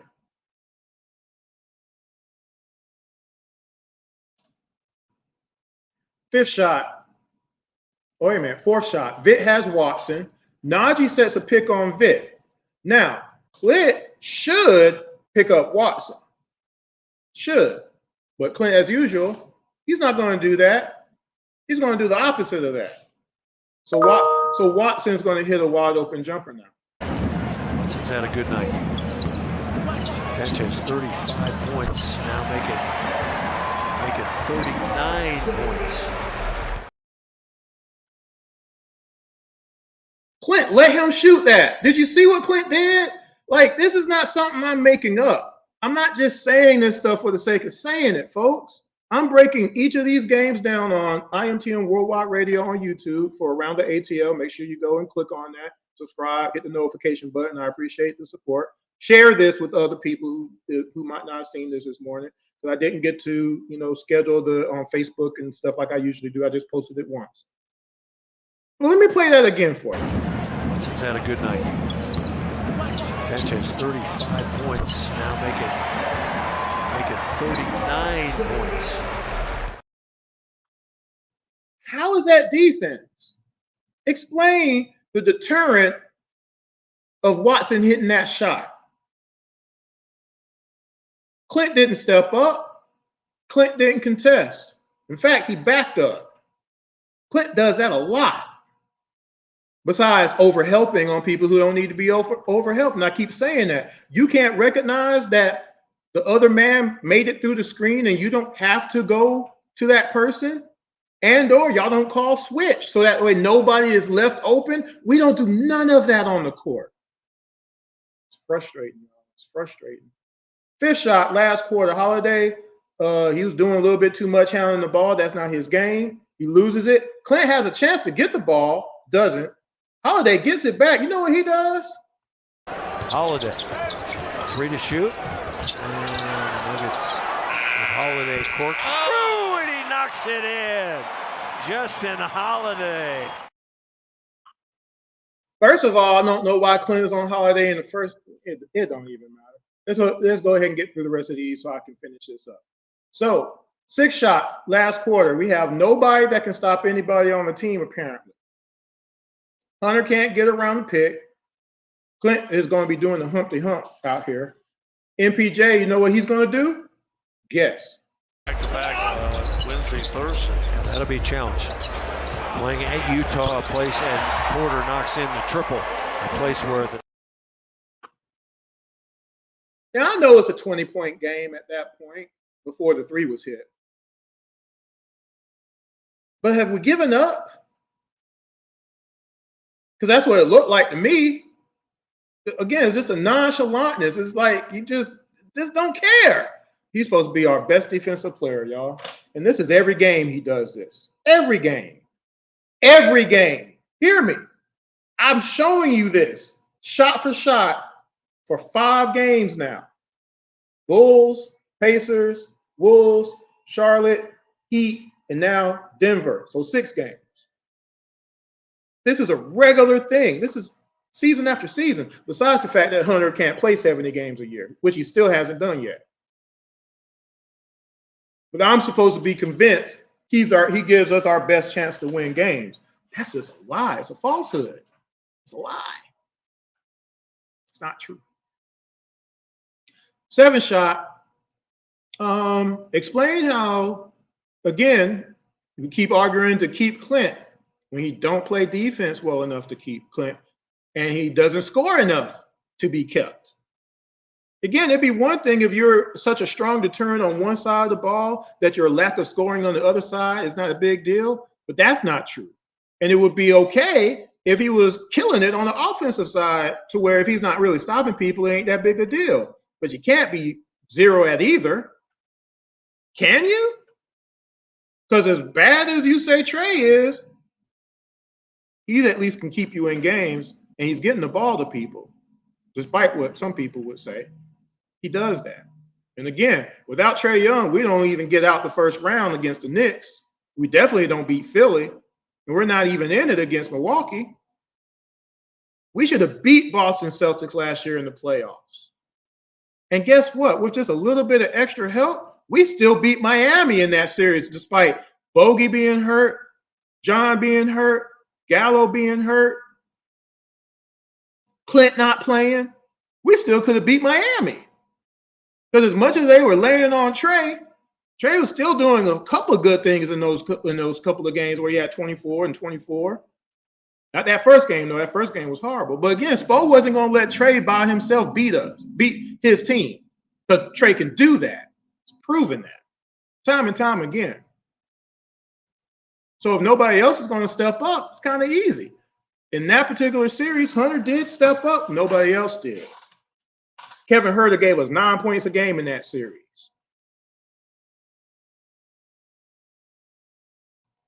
We need to make a change. Clint and Hunter got to go. I'm showing you all this for a reason.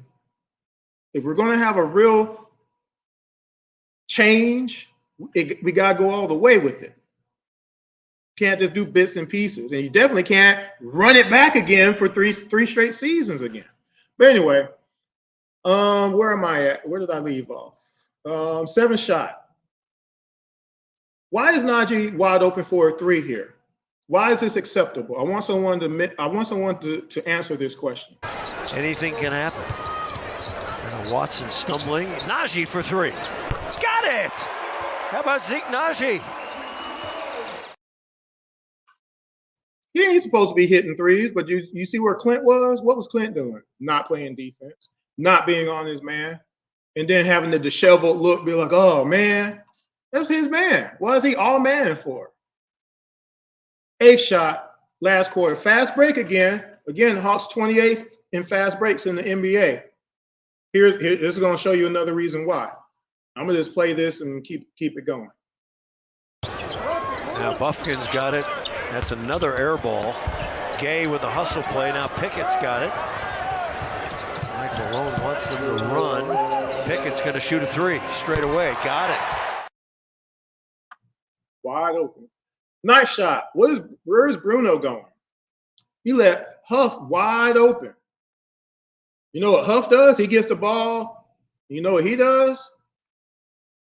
No, he doesn't this time. He had a wide open 3. You know what he does instead? He drives the ball instead for a layup because Bruno just casually slides out the way for some reason. Not sure why. Pickett's on the run. Out to Huff. Coming in. Scoop it up. Yeah. Look at that. And the Nuggets bench. Nobody has any kind of anger or angst or being upset or just a little bit ticked off that you keep seeing this and this is what we have to accept. We could have had Drummond. We had moves that could have been made to change this over so that we're not in the play-in again. So we're not in 10th place in the East again. We could have did some things. And yeah, maybe ZR, Zachary will pan out maybe, and if Hunter is indeed going to be on the bench for the rest of his career, that helps us out. That makes us a little bit deeper, especially if ZR can play, right? I say if we're going to keep Clint, you got to bring him off the bench. If you do that and let O start, O can do rebounding. He plays post defense, which Clint can't do. He blocks some shots. He also can score. He can score in the paint. He scores at 73%, 0 to 5 feet from the basket. Clint's at 60, big as he is. And O can hit a three-pointer. You got to stay honest on him because he wide open. He's going to hit that, and he hits his free throws, 70+%. So if Clint's coming off the bench and all he's doing is concentrating on rebounds, okay, fine. I'll live with that. I don't want to, but I'll take it, I guess, because we don't got no choice because we ain't did nothing. And then we just have to hope that Kumo G does pretty good. Maybe Seth will help us out a little bit. You know, all the other teams in the East got better again this year.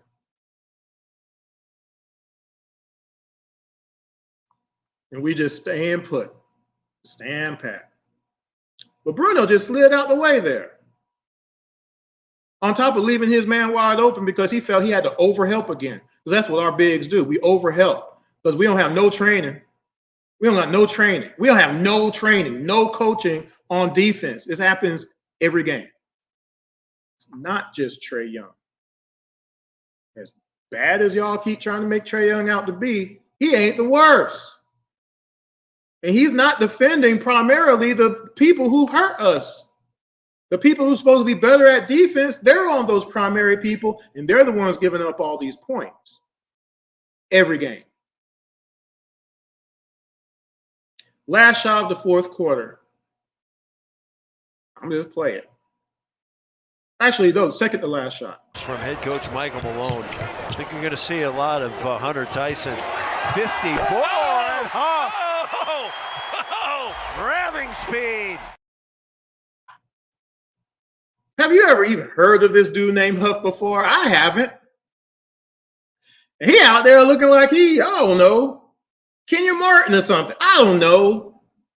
But Bruno just gave that one up too. That's back-to-back on Bruno, right? Bruno can't be here no more, y'all. Sorry. Not enough.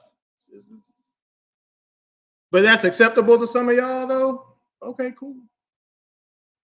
Well, I'm going to show y'all something else. Vic, Bill, and Chris. That's after the game. Bill wants to talk about the Nuggets offense tonight. 140, well, make it 142 now. I know the game is over, but you're still in the game. You're on the court. You're getting paid. You got to stop that shot, Bruno. Bruno just gave up 3 layups in a row, y'all. 3.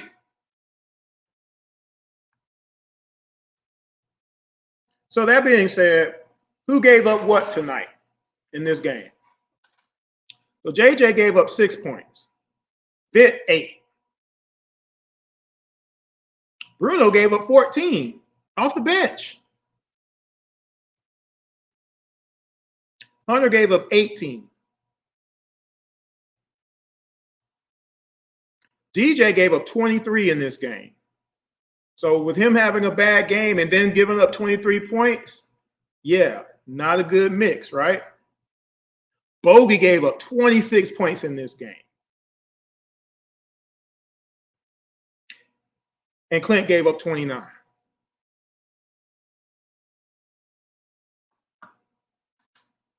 We don't know how to block out. We don't know how to switch. We don't know how to rotate. We overhelp. We don't get back on defense. All these things translate out as a team where we're bad. And that's why you lose 46 games. Besides not having no depth with having the injuries, these things, if cleaned up, could turn our season around. The Hawks lost 21 games by 7 points or less. In the 6 games I've reviewed so far, 3 of them we've lost by 6 points or less.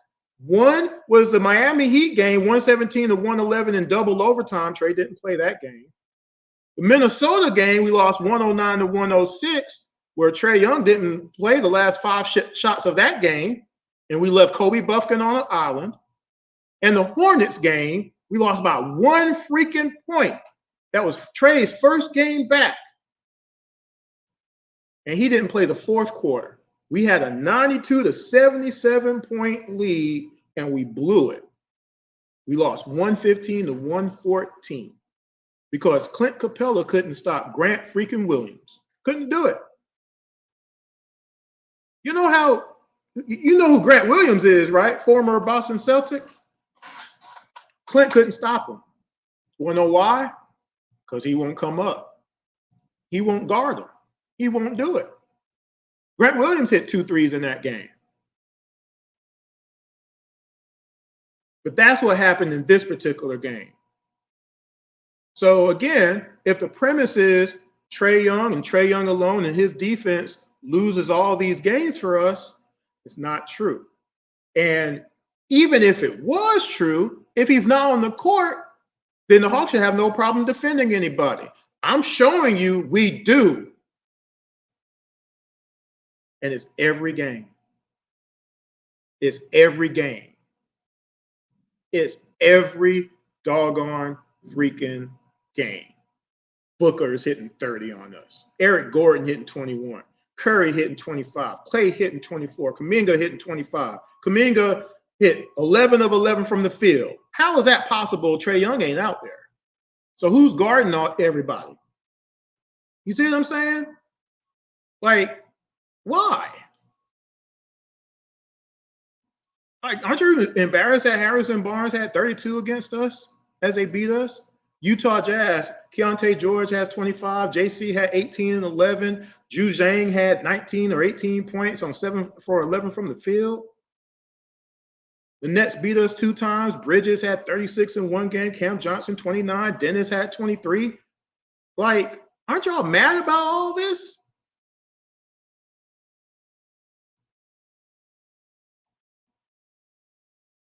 And these games here that I'm going over lately, these are the last of the regular season where the Hawks still had a chance to get home court for the play-in. They weren't going to be able to get out of 10th. Well, they were able to get out of 10th. They would have gotten 9th if they had just won some games. When the Bulls beat them a little bit after the Hawks had won those 2 games against Boston, then the Bulls beat us. The Bulls went 3-3 for the rest of the season while the Hawks went 1-6. And these games that I'm doing right now are games where Trae Young hadn't gotten back yet still. So you go and beat Boston those 2 games, that's great and everything, but what about these other games? What about the Mavs, the Bulls, Nuggets here, the Heat right after that? All these were games that could have been competitive at least, but definitely winnable. Oh, well, we ain't gonna beat Denver. Well, can we not get blown out then, at least? Can you compete? Let me ask you like this. Can anybody who watched me go over this game shot for shot tell me that the Hawks competed in this game by what you saw, shot for shot? Can you honestly tell me that the Hawks did a great job of competing? I want someone to say. Again, the comment section is open. And if you don't want to comment now, you can comment offline. Or you can, again, hit me up on Twitter if you want. And pull it up again just so y'all can see it. There it is. You can hit me up on Twitter, Intellect ATL on Twitter. Okay? Or the show Twitter, IMTM Radio. But hit me up on my personal. Well, I want, this is why I'm doing it. This is why I'm doing these reviews of all these games. I'm taking the time to pull all the video from the actual game and breaking it down. And I'm not breaking it down from an aspect of I'm making it up. I'm breaking it down from what actually happened each play. Like, you synced it for yourself. You synced it. You synced it. Clint not coming up. Clint backing off. Hunter, nobody doing help defense. Nobody rotating. Bogey leaving everybody. Bogey gave up, my God, 26 points in this game. Okay, here we go. Bogey gave up 1, 2, 3, 4, 5, 6 3-pointers himself. DJ gave up 1, 2, 3, 4, 5 3-pointers. Hunter gave up 1, 2, 3, 4 3-pointers. Clint gave up 1, 2, 3, 4, 5 3-pointers. And a bunch of layups. This happened in a game, 48 minutes. And this is the whole season. So tell me how this was a competitive game. We competed.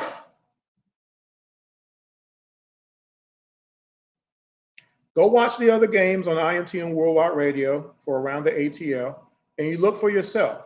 All I'm doing is showing what actually happened in the game, not what people speculate. They imagined it, what they think happened in the game, what's stopping players from doing their jobs, what's hindering them, who's getting in the way, who's not. No, it's a team sport.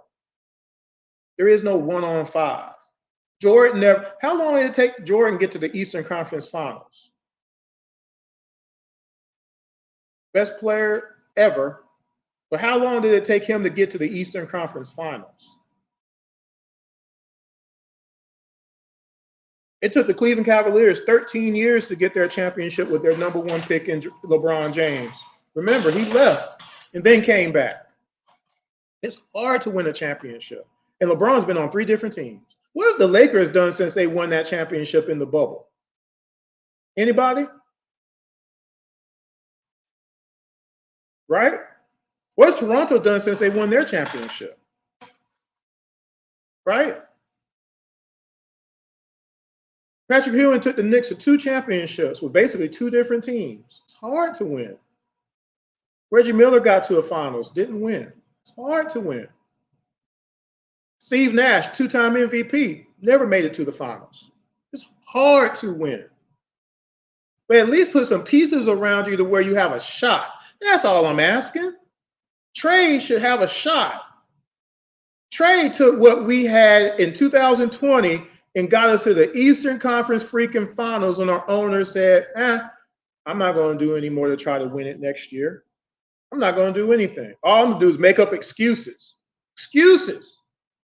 Boston Celtics said, man, we've been in the Eastern Conference Finals a couple of times. We've been to the finals once. Man, we need to do more. Dallas Mavericks, man, we could be better, but Luka can't play a lick of defense, but let's see if we can get Gafford and PJ over here and see what can happen. 5th seed, went to the finals. Ran into a juggernaut, but they were there. They were there. They won a game. Heck. They just got beat by the better team. Better built team. Better built. The Wizards trying to get to the playoffs. So all the moves Wizards have made. We got to watch out for the Wizards now. See, everybody has gone way above us, and now you got the bottom teams trying to catch up. They gave Cade his money. Think he's going to be a little bit, hype this year? If coaching works out. Duran might blow up all of a sudden, right? All these teams have pieces. Magic, everybody above us, Knicks, Bucks, Cavs even. All these teams got pieces enough to be better than the Hawks. And the Hawks just keep saying, we're just going to keep all these. We got 9 players that averaged 6 points or less last year. Now, maybe Vic can, do a little something on a consistent basis. And maybe Garrison can average more than 5 points a game, maybe, and, maybe. But aren't you tired of the maybes and trying to get a little bit more of a sure thing? Hunter is a 14-point-a-game guy, y'all, for his whole career. That's what we've gotten from him. Don't we want better? Either one end of the spectrum or the other, either really good at defense or really good at offense. Hunter should be 19, 20 points a game every game. He ain't small. He should be getting 8 rebounds a game. He should be getting 5 or 6 assists a game. He should be getting a block a game. He should be getting 1.5 steals a game. You know who does do that? Scotty Barnes. You tell me he can't be as good as Scotty Barnes? Really? Y'all going to convince me of that? Yeah. No. That's the point. We should have got Caruso. We could have got Caruso. Trae and Caruso. Even if we didn't go get KD like I wanted, at least you got Trae, Caruso, ZR at small forward, JJ. That's something. We're not allowed to have a 7'4" guy on our team. Okay, fine. Put O out there. We could have got Drummond. He gives us some size in the middle. Help out. Let's get Pat Bev. He's going to slap some people around if they don't do their job. He'd be a voice. We haven't had that in a minute now. Of some veterans who know what they're doing and know what not to do. and then slap you around when you don't do it. Because one thing that one of the people from the last show said, there's no accountability. There's no accountability from the bench, and there's no accountability on the floor. I showed y'all that. People just shrugging shoulders, and I don't care. I just gave up 3 threes in a row. I don't care if I backed off and didn't come help defense. I don't care if I didn't block my man out and we got these tip-ins left and right. I don't care. That ain't my job, apparently. The nonchalantness of it should make all of y'all mad. It ain't one person. One person don't make all this happen. It takes 5.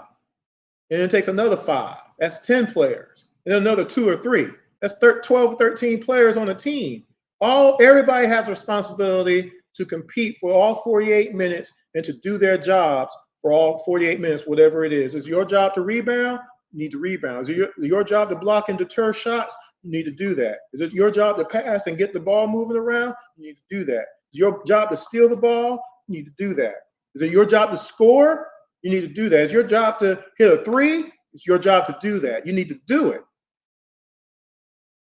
And we just don't have that as compared to all the other teams in the NBA that are winning consistently.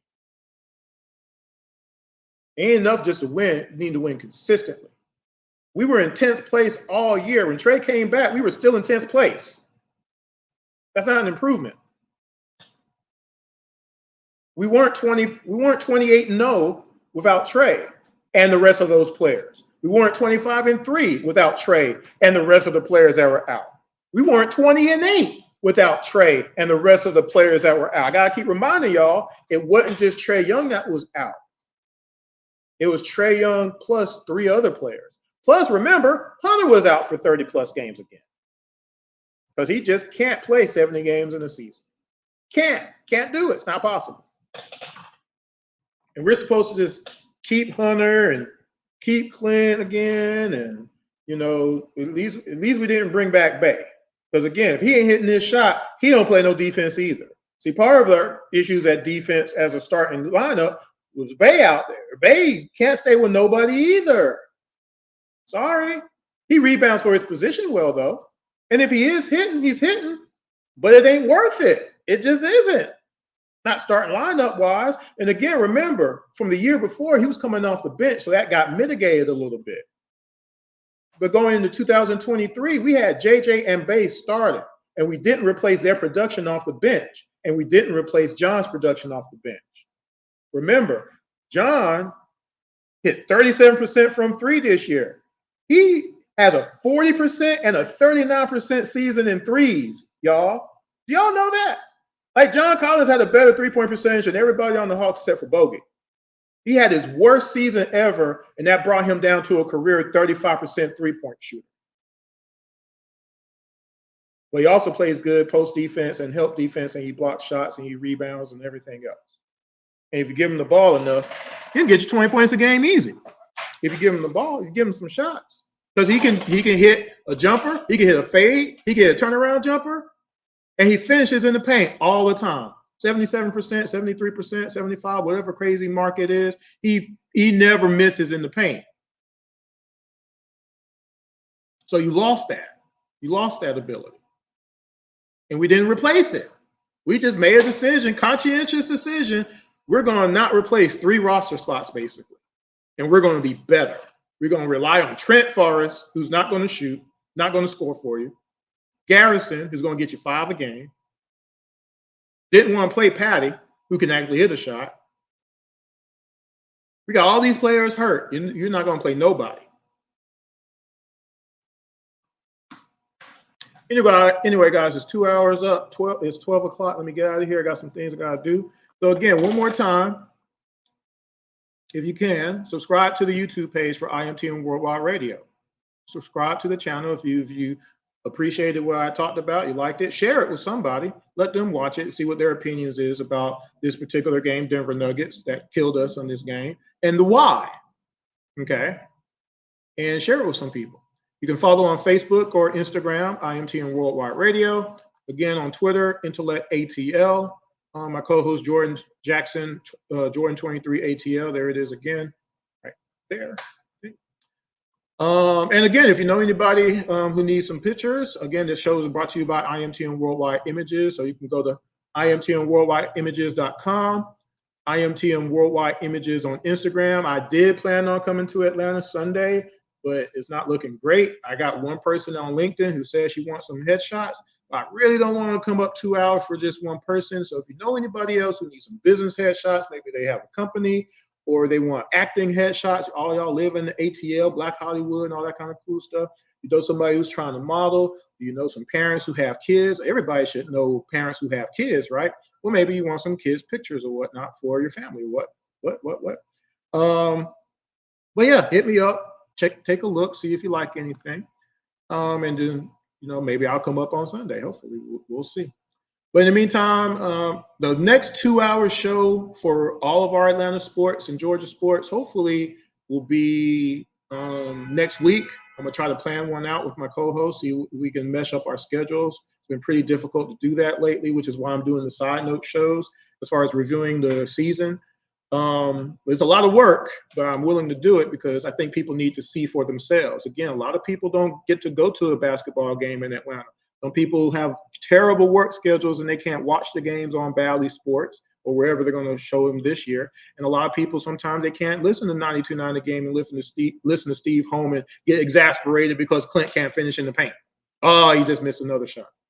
You should really take the time to listen to some games from Steve Holman because he tells it like it is. He is an old school gangster, okay? He's going to let you know, okay? No reason for that to have happened. I got one of the Sounders. For the love of God, you just shot a 3. I got that one. Got that recorded. You know what I'm saying? And we've had Steve Holman on the show. We've had Bob Rathman on the show. We've had Dominique Wilkins on the show. We've had John Collins on the show. Jerome Jurinovich, who was the host of Braves Live and Atlanta Hawks Live for all those years, 15 straight seasons. We've had a lot of great guests on the show too, by the way. So again, you want to watch some of those interviews on Around the ATL on YouTube, go to IMTM Worldwide Radio. You can also go to iHeartRadio, Spotify, Odyssey, Spreaker, I think iTunes, Google Play Music, all kinds of different platforms. You can listen to some of our early shows over the last 4 years, which were strictly radio. And we've had a lot of great interviews. Angel McCoughtry has been on our show before. We've had some interviews. This is pushed like that. But if you like that kind of talk, you like that kind of sports talk, you don't like the cussing and the fussing and things of that nature, and you like people who like to back up their information with actual facts, check out Around the ATL. Give us a chance. That's all I ask. Share the show. Like I said, I didn't get to prep this show as much as I wanted to early this morning. I was kind of late, mostly because I'm sick. Again, unfortunately, I'm hoping I don't have COVID. We'll see. I'll let y'all know for sure, right? But anyway, let me go ahead and again, and I know I'm about to play the intro to the show again. I haven't changed anything yet because I'm still hoping we make a few more moves so that way I can change people out. But when you see this, you'll see Ritter still on there. You see DJ still on there, and whatever. I'm still waiting until all moves are made before I redo the whole intro with these new teams and players for the Falcons and Hawks and stuff like that. So when you see the intro, that's why. But anyway, let me get out of here. I got to go. I'll talk to y'all later. This is Chris on IMTM Worldwide Radio. Please subscribe. This was Around the ATL Side Notes, Nuggets versus Hawks. The next game, I believe, is going to be the Dallas Mavericks. We got beat by the Dallas Mavericks the game before this Denver game. So I'm going to be prepping for that. I might try to do that this weekend. So be looking out for that. Talk to y'all later. Peace.